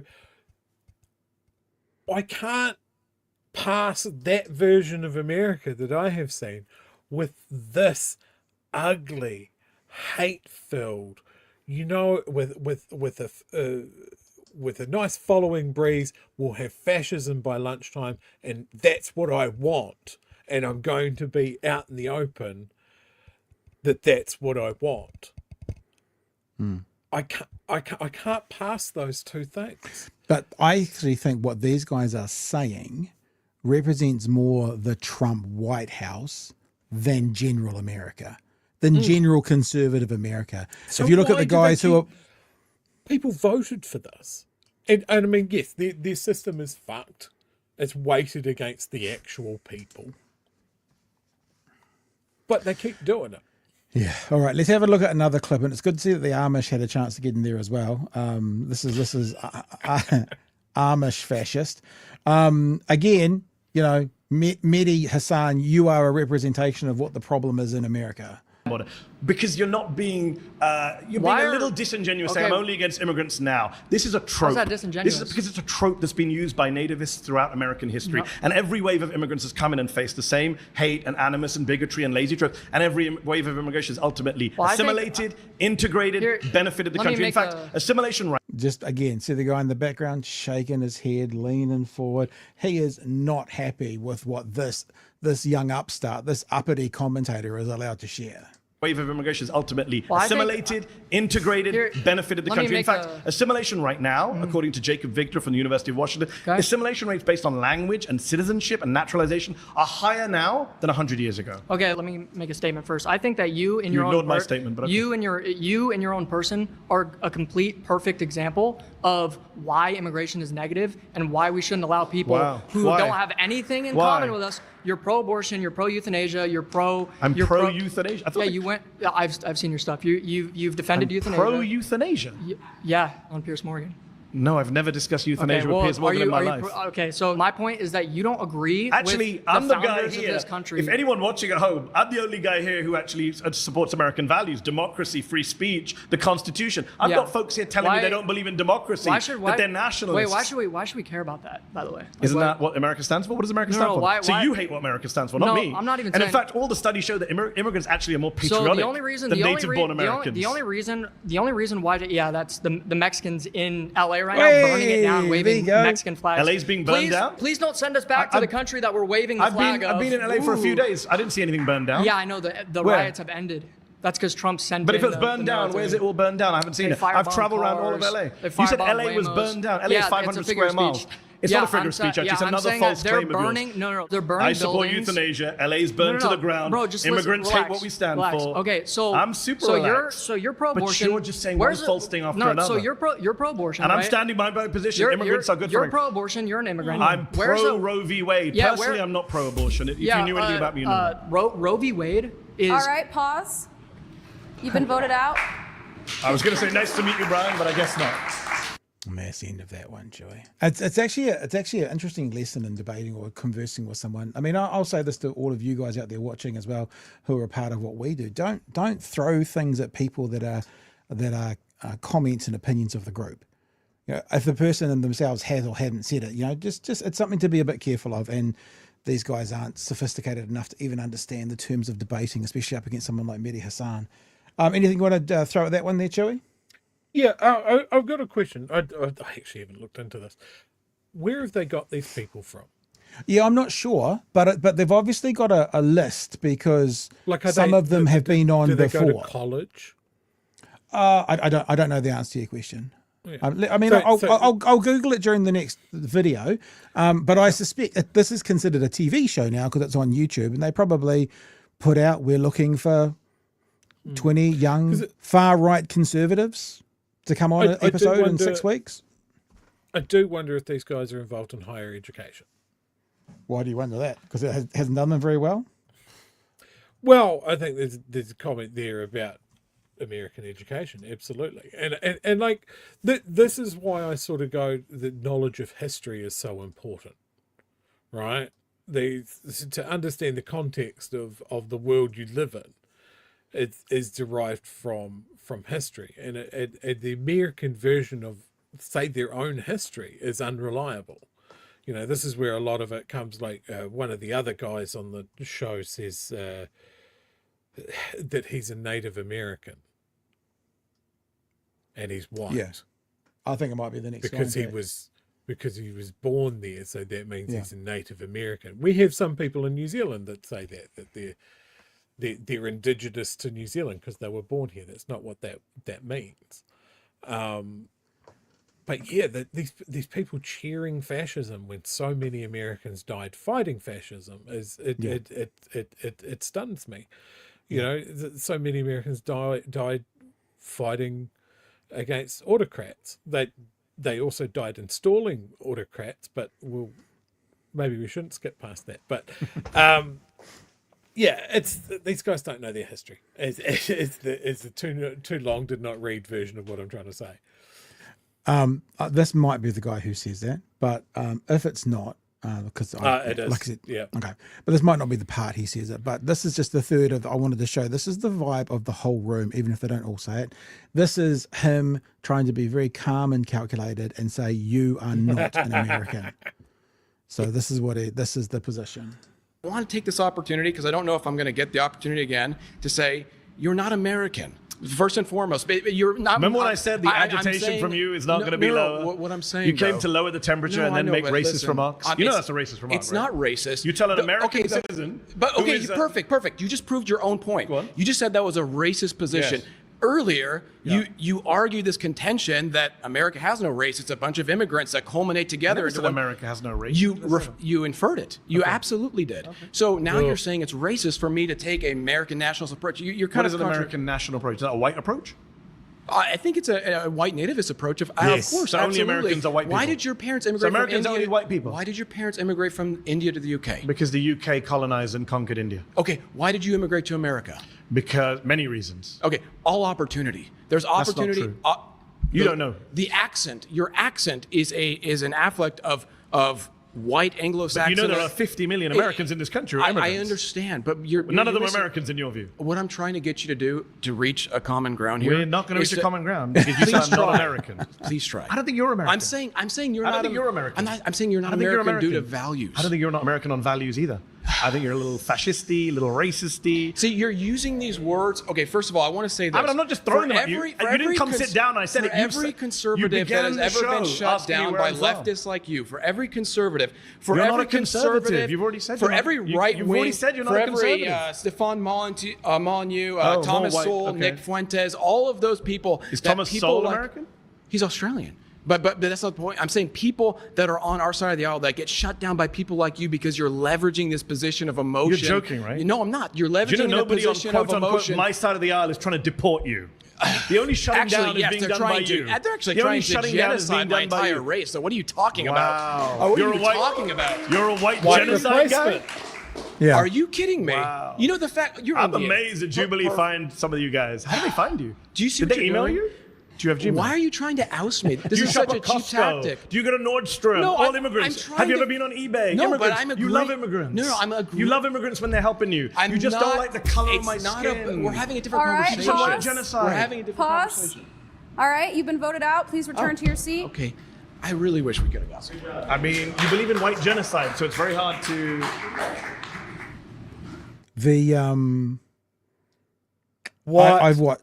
I haven't I've got watched- to the. Okay, What the that- fuck was just on screen? That guy there's Holy Iranian. shit! The guy on the left's Iranian, and he is very A wizard? he Does is he very do street magic? he is very ill-informed on what's happening in the Middle East, and this guy obviously is a Trump sycophant, as you can tell. And that was very funny, Chewie. A wizard. There'll be some lols in the chat about that. There's one more clip. Yeah, I reckon we should just go straight into it, and then we've got a little bit of sugar to finish the show with. The last clip. I haven't actually written down what it's exactly about. All I've written is. First of all, let's get a screenshot of Chewie's favorite guy for a sec, because it comes across as basically you uppity immigrant, and I guess you know the connection I'm making to that having a reference 100 years ago to that word and the uppity word and what they meant by immigrant. So let's just have a look. This last one's only dun dun dun. Yeah, it's only a couple of minutes, 2 minutes. Have a listen, have a watch. There's our friend again. Donald Trump. Donald Trump is for. I can't see that word on there. Donald Trump is Ethnic something. cleansing of Gaza. Yeah, it's ethnic cleansing. So he's basically saying Donald Trump is pro ethnic cleansing in Gaza. And back to our friend who was over his shoulder. How you doing? Good to see you again. I'm good seeing you too, man. First thing I'm going to say is I'm not down for Israel. Okay, that's the first thing I'm going to say. And can anyone guess why? I wonder why. Yeah, can anyone guess why? I wonder why. Do you think it's like a well-balanced looking at their policies and what they're doing and crimes that they're committing? Do you reckon that's the reason? Or do you reckon That's it's maybe absolutely not a win, dude. Do you think maybe it's because, they killed my Lord and Savior? Maybe it's more that vibe than the other one. Maybe. I don't like when you come up here and you use the type of rhetoric that you. It's just so hard not to go, I don't like when you come up here, sounding like the yokelist hick, and then come out and say all the stereotypes. If this guy was a movie character, he wouldn't be as much of a caricature as he is in this commentary. You talk like all these like left-wing positions, and then you go to the last part, which is I don't support ethnic cleansing in Palestine. I think you're doing a huge disservice to pro-Palestinians when you start allying yourself with all these progressives. I don't think it looks good because you have all these conservatives in here who oppose war, they oppose intervention in the same tradition of Pat Buchanan and all the greats that came before Not Donald him. Trump, though, sadly. Yeah, it is sad. It is sad. I do agree. I mean, he ran on an anti-war ticket. He said he was going to. I didn't. Because he lies, right? You gonna let me talk, or you Sorry. just want? Yeah, true. So, I mean, yeah, you keep going back to Trump. I don't think this is part of his plan. I think this is a plan of. I like how he says you keep going back to Trump in a section that they're talking about Trump agreeing with ethnic cleansing. You keep going back to Trump. That's the segment that you're literally doing. Lobbyists. And this is not just unique to Trump. It's been a thing since the Democrats. It's been a thing since the Republicans before him. It's been like this since Truman. I don't know if you read like John Mearsheimer's The Israel Lobby or anything like that. Would you agree or disagree with anything like that? Oh, I agree with Stephen Watt and John Mearsheimer, yeah, for Okay, sure. great. So I'm just wondering, when you ally yourself with all these leftists and you come up here and you argue for immigration, you argue up here that, Trump's this bad criminal and this and that, and then you think Trump's bad too? I think he's good on some questions and bad on other things, but let me get to the point here, is you ally yourselves with guys like, Let me get to my point. Yeehaw! Ba-ting! I mean, it just fits perfectly. Jewish Voices for Peace and all those guys. Great people. Yeah, not really though. Why? Because they're self-interested in it. It They're says not. By definition, no, they're it not. says it on their homepage. By definition, they're not self-interested, right? They're going against their own Are you community. going to let me talk? On their homepage, it literally says that we are here to segregate Judaism from Zionism. It's very clear they're doing this in their own interest. That's why it literally says Jewish Voices for Peace. They're going to be the good Jews who say that we don't support Palestine. And then what happens is... And let me just make it clear, you guys out there, we're against all the Jews, no matter where they sit in the political spectrum. Yeehaw! Ba-ding! Says Jewish Voices for Peace. They're going to be the good Jews who say that we don't support Palestine. And then what happens is you take all these progressives, you go out there and LARP in the street, and then everyone here who's conservative, they're going to vote for the pro-war candidate because they don't want to be associated with all the liberals. So you're forced to vote for pro-war people. Poor It's either that or get replaced in my country. What do you want me to do? Oh, you and your replacement bullshit. Yeah, okay, buddy.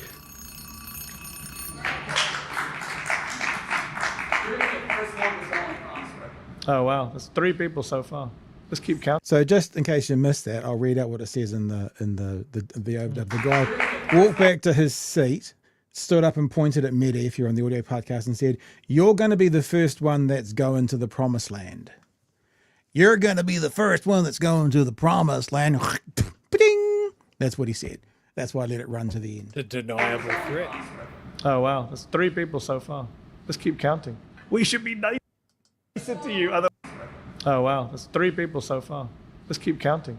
We should be nicer to you, otherwise you'll deport us. What a great argument. This is the free speech debate camp.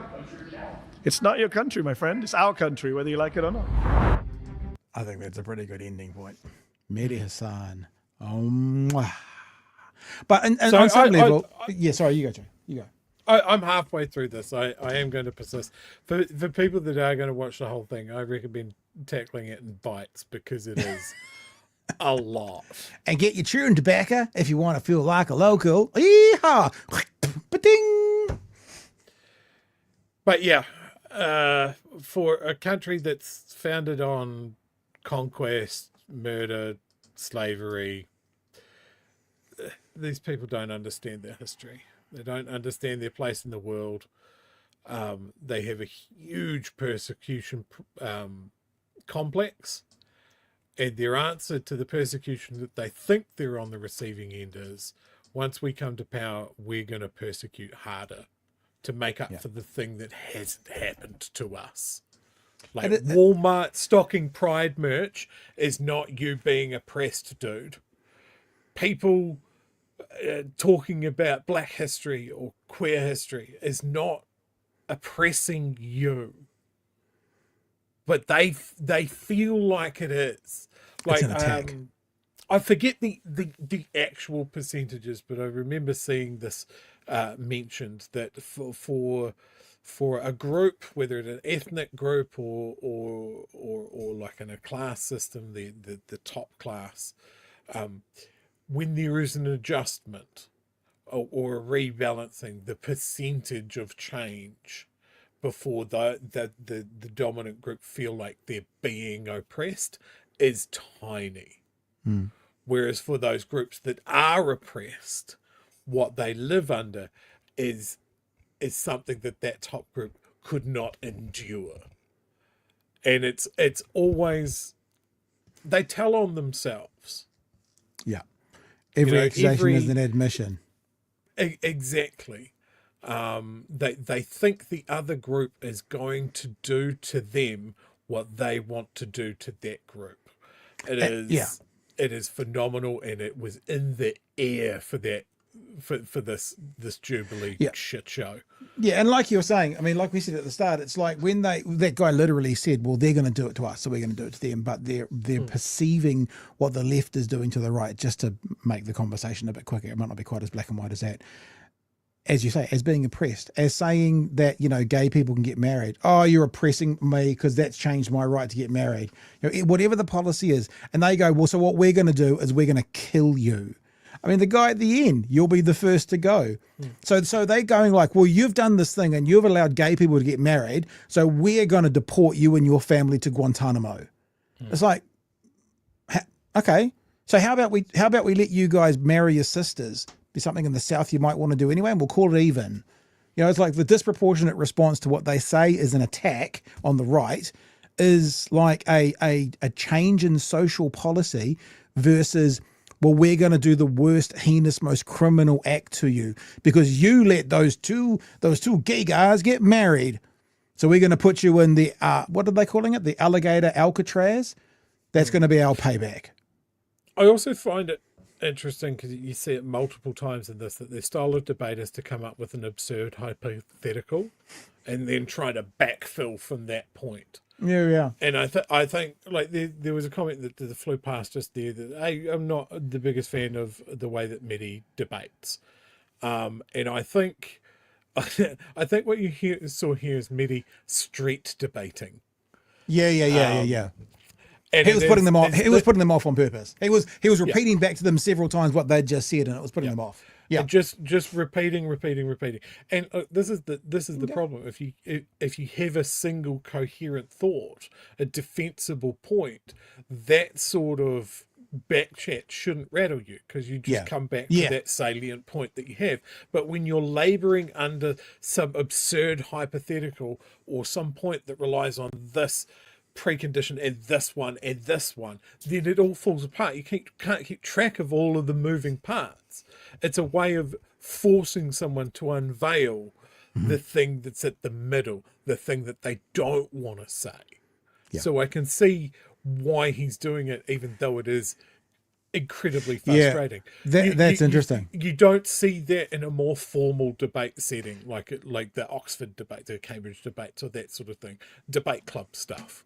Because what I think you're saying, correct me if I'm wrong, is you're going, he kind of needles, and then they explode and they say the thing out loud that they're not supposed to. Oh fuck! And yes, you should be in a camp. Damn it! Yeah. Interesting. You know that sort of thing. The other thing that I would say is that Mehdi his recollection of facts. Yeah, I know. And cases and books that have been that read. Sort of thing. If you watch this whole thing, it is live fact checked. Comes up on the side window. So if Mehdi mentions like there's a whole segment that Donald Trump is pro-crime and pro-criminal because of the people that he had pardoned for January 6th. He listed off person after person after person what they did, why they were jailed, what the judge said about them, and the fact that Donald Trump let them out. And these guys had nothing for that. Yeah. Because then they'd say, well, it's not about J6, and he'd bring up several examples of, for example, white collar crime, where people who were put in jail for 4 years because they stole $4 million, he was doing it. Yeah, there's no comeback. Hey, but listen, I promised you a bit of a bit of a reprieve. I'm thinking about giving you a break. And there's nothing nicer to look at, male or female, because Jason Momoa is so damn sexy. Guys, you can enjoy a bit as well. It's interesting, Chewie, because we hear so much about the Peter Thiels and all these people, but I think most people, for some reason, would go, yeah, we should let Jason Momoa in. He seems all right. He seems like he's on board. And the thing about Jason Momoa, even though, I mean, he's Hawaiian, but he seems to have really got on board with the Maori culture as well and can see it for what it is. And so it makes me kind of go, yeah, going back to Mehdi Hasan, maybe you're one of the good ones out of America. And maybe we should let you in.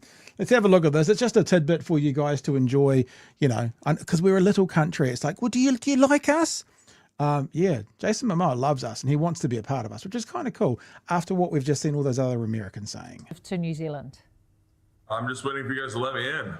Tell me, where are you at with that? Well, right now I've been working with a couple of my film buddies, and we're actually really, I'm trying to develop, all of my projects will be coming to Aotearoa and Hawaii. So for me to be able to put a very circular home for Polynesia, being able to work between the two is kind of the goal. I don't want to work anywhere else but those two spots. So that's pretty cool, eh? So this dude, who's worth tens of millions of dollars, is basically saying, if you want to do a film with me, are you listening, Aquaman?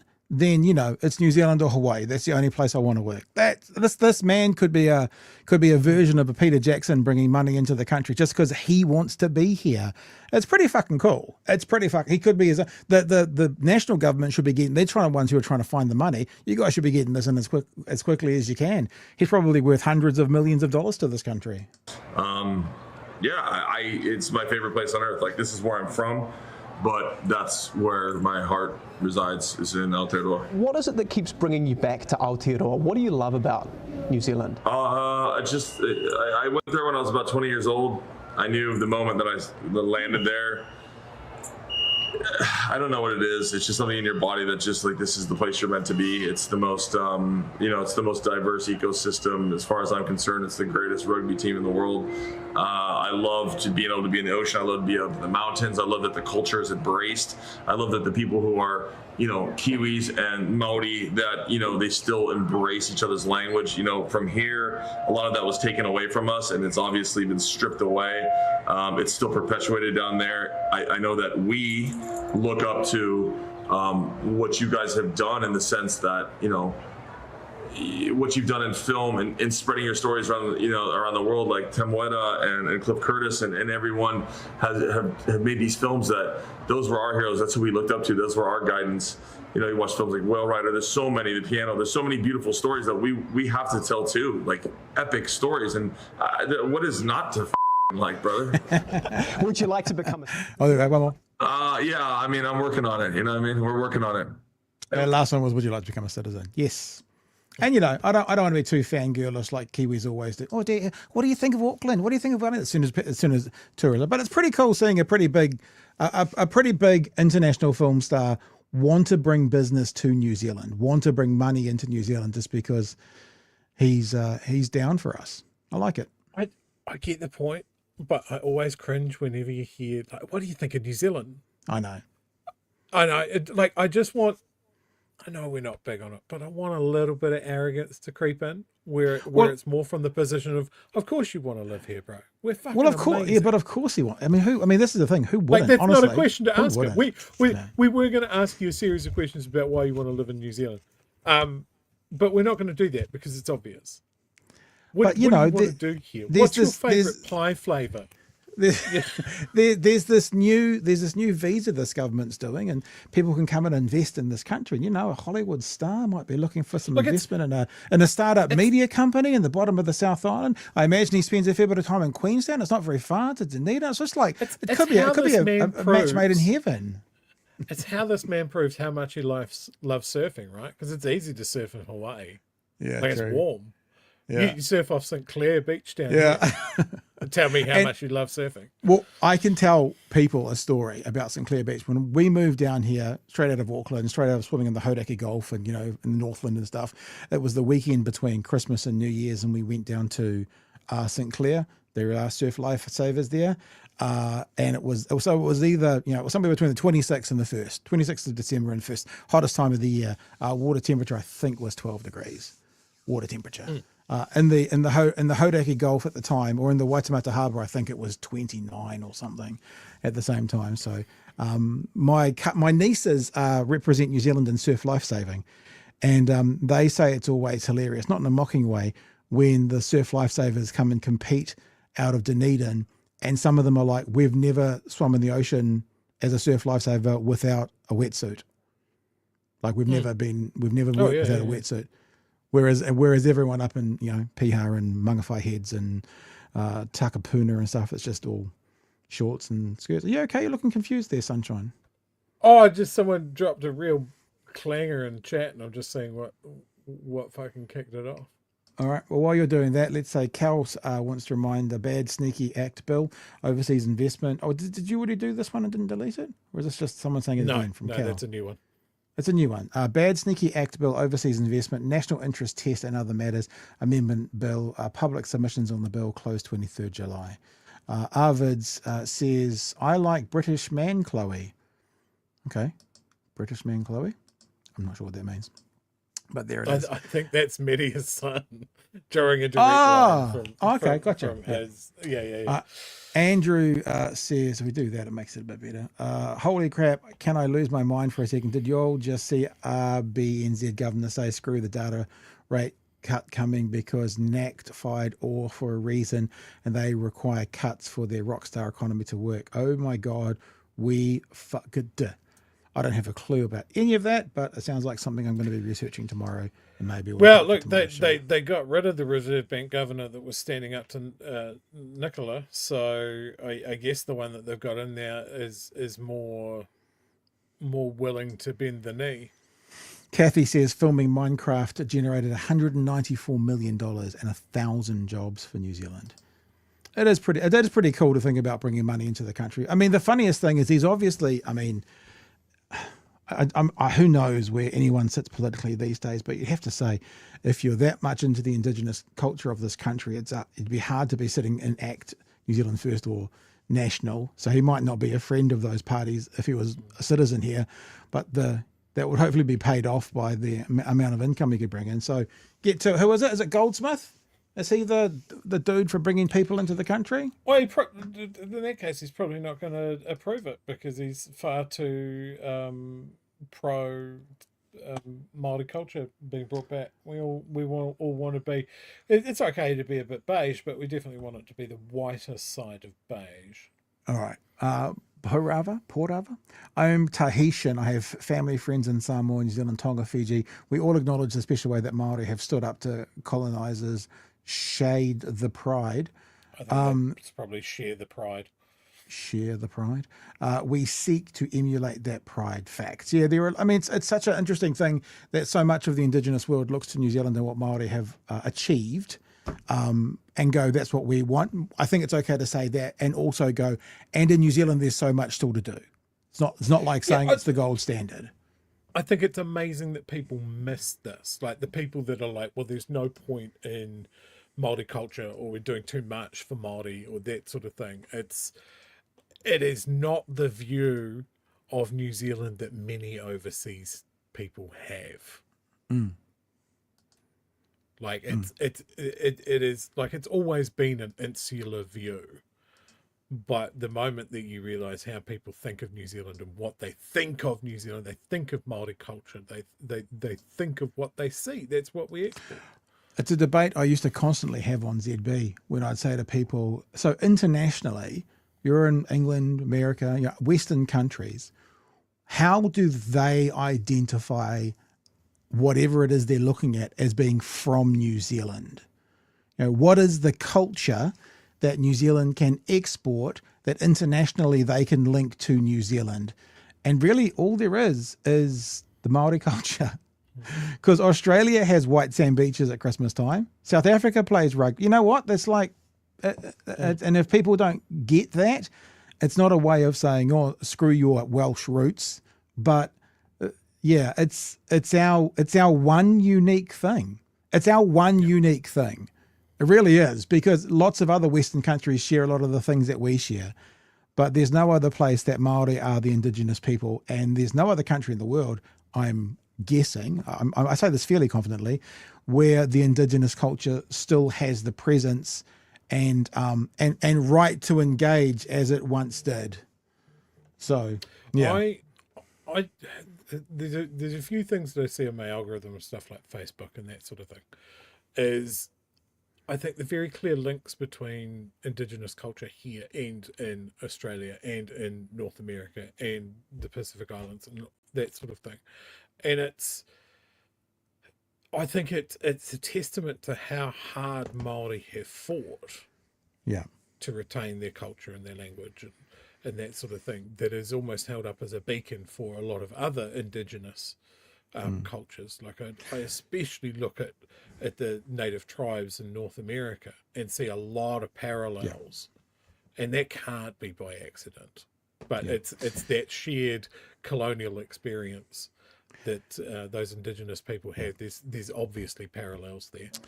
I'm getting the wind up, and I'm sure you are too at your end of the world, Chewie. So let's just finish with this last text message from Jesse. Says the sequel to Aquaman is Auckland Man. So that's pretty good. All right, guys. Now, I heard from someone today. I don't think I'm supposed to say who it was because they're not available for tomorrow. But there is an open letter of 150 and rising Aotearoa writers demanding immediate Gaza ceasefire that's been released. I spoke to a couple of the people who are signatories of that today, and hopefully we'll have one of them on tomorrow night. Other than that, we'll wrap for today and say thanks for joining us tonight. It's been a lovely show. And we'll be back tomorrow night from 9 p.m. for another edition of Big Hairy News.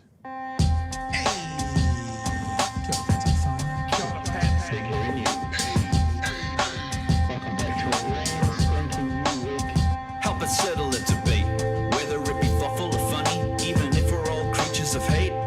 It's a fine line that we're walking together. For better, push aside the temptation to berate. Let's take a note of the corners we stand in. As many points as the hairs on my chinny chin chin. When the news that we're watching is hairy, knowing all the things that we need to be wary of. Like the rich have their hand out for rewards, while the many have to work at what they can't afford. And the rest of us ain't paying attention, or maybe have questions we're too worried to mention. Other media is still dwelling on trivial facts, vetting bees from the rice and the mice from the rats, and picking and choosing a warpath to run, and linking ourselves with the hill to die on. It's gotta come down to a welcoming vibe, with an A and a self and a higher in mind. All heavily, either this way or that, and we'll be analyzed by what Chewie and Pat. With the evil in the world trying to mess with your head, and you're sitting on the couch, you're thinking chivalry's dead. Each night, 2 nights, they're gonna sing you to bed. It's Big Hairy News. All right, thank you for being with us. On a partly, I apologise for putting you through that Mehdi Hasan stuff, but you know, it is worth keeping an eye on what's going on internationally as well. And Tama, brother, just come back to the light. That's all we can say. Just come back to the light. We're here. We'll have you back. We're here. Listen to your daughter, Tama. That's what you need to do. That's it from me, Chewie. And that's it for me. All right, guys. Catch you tomorrow night from 9 p.m. for the next edition of Big Hairy News. Hooroo. Cheers, fam.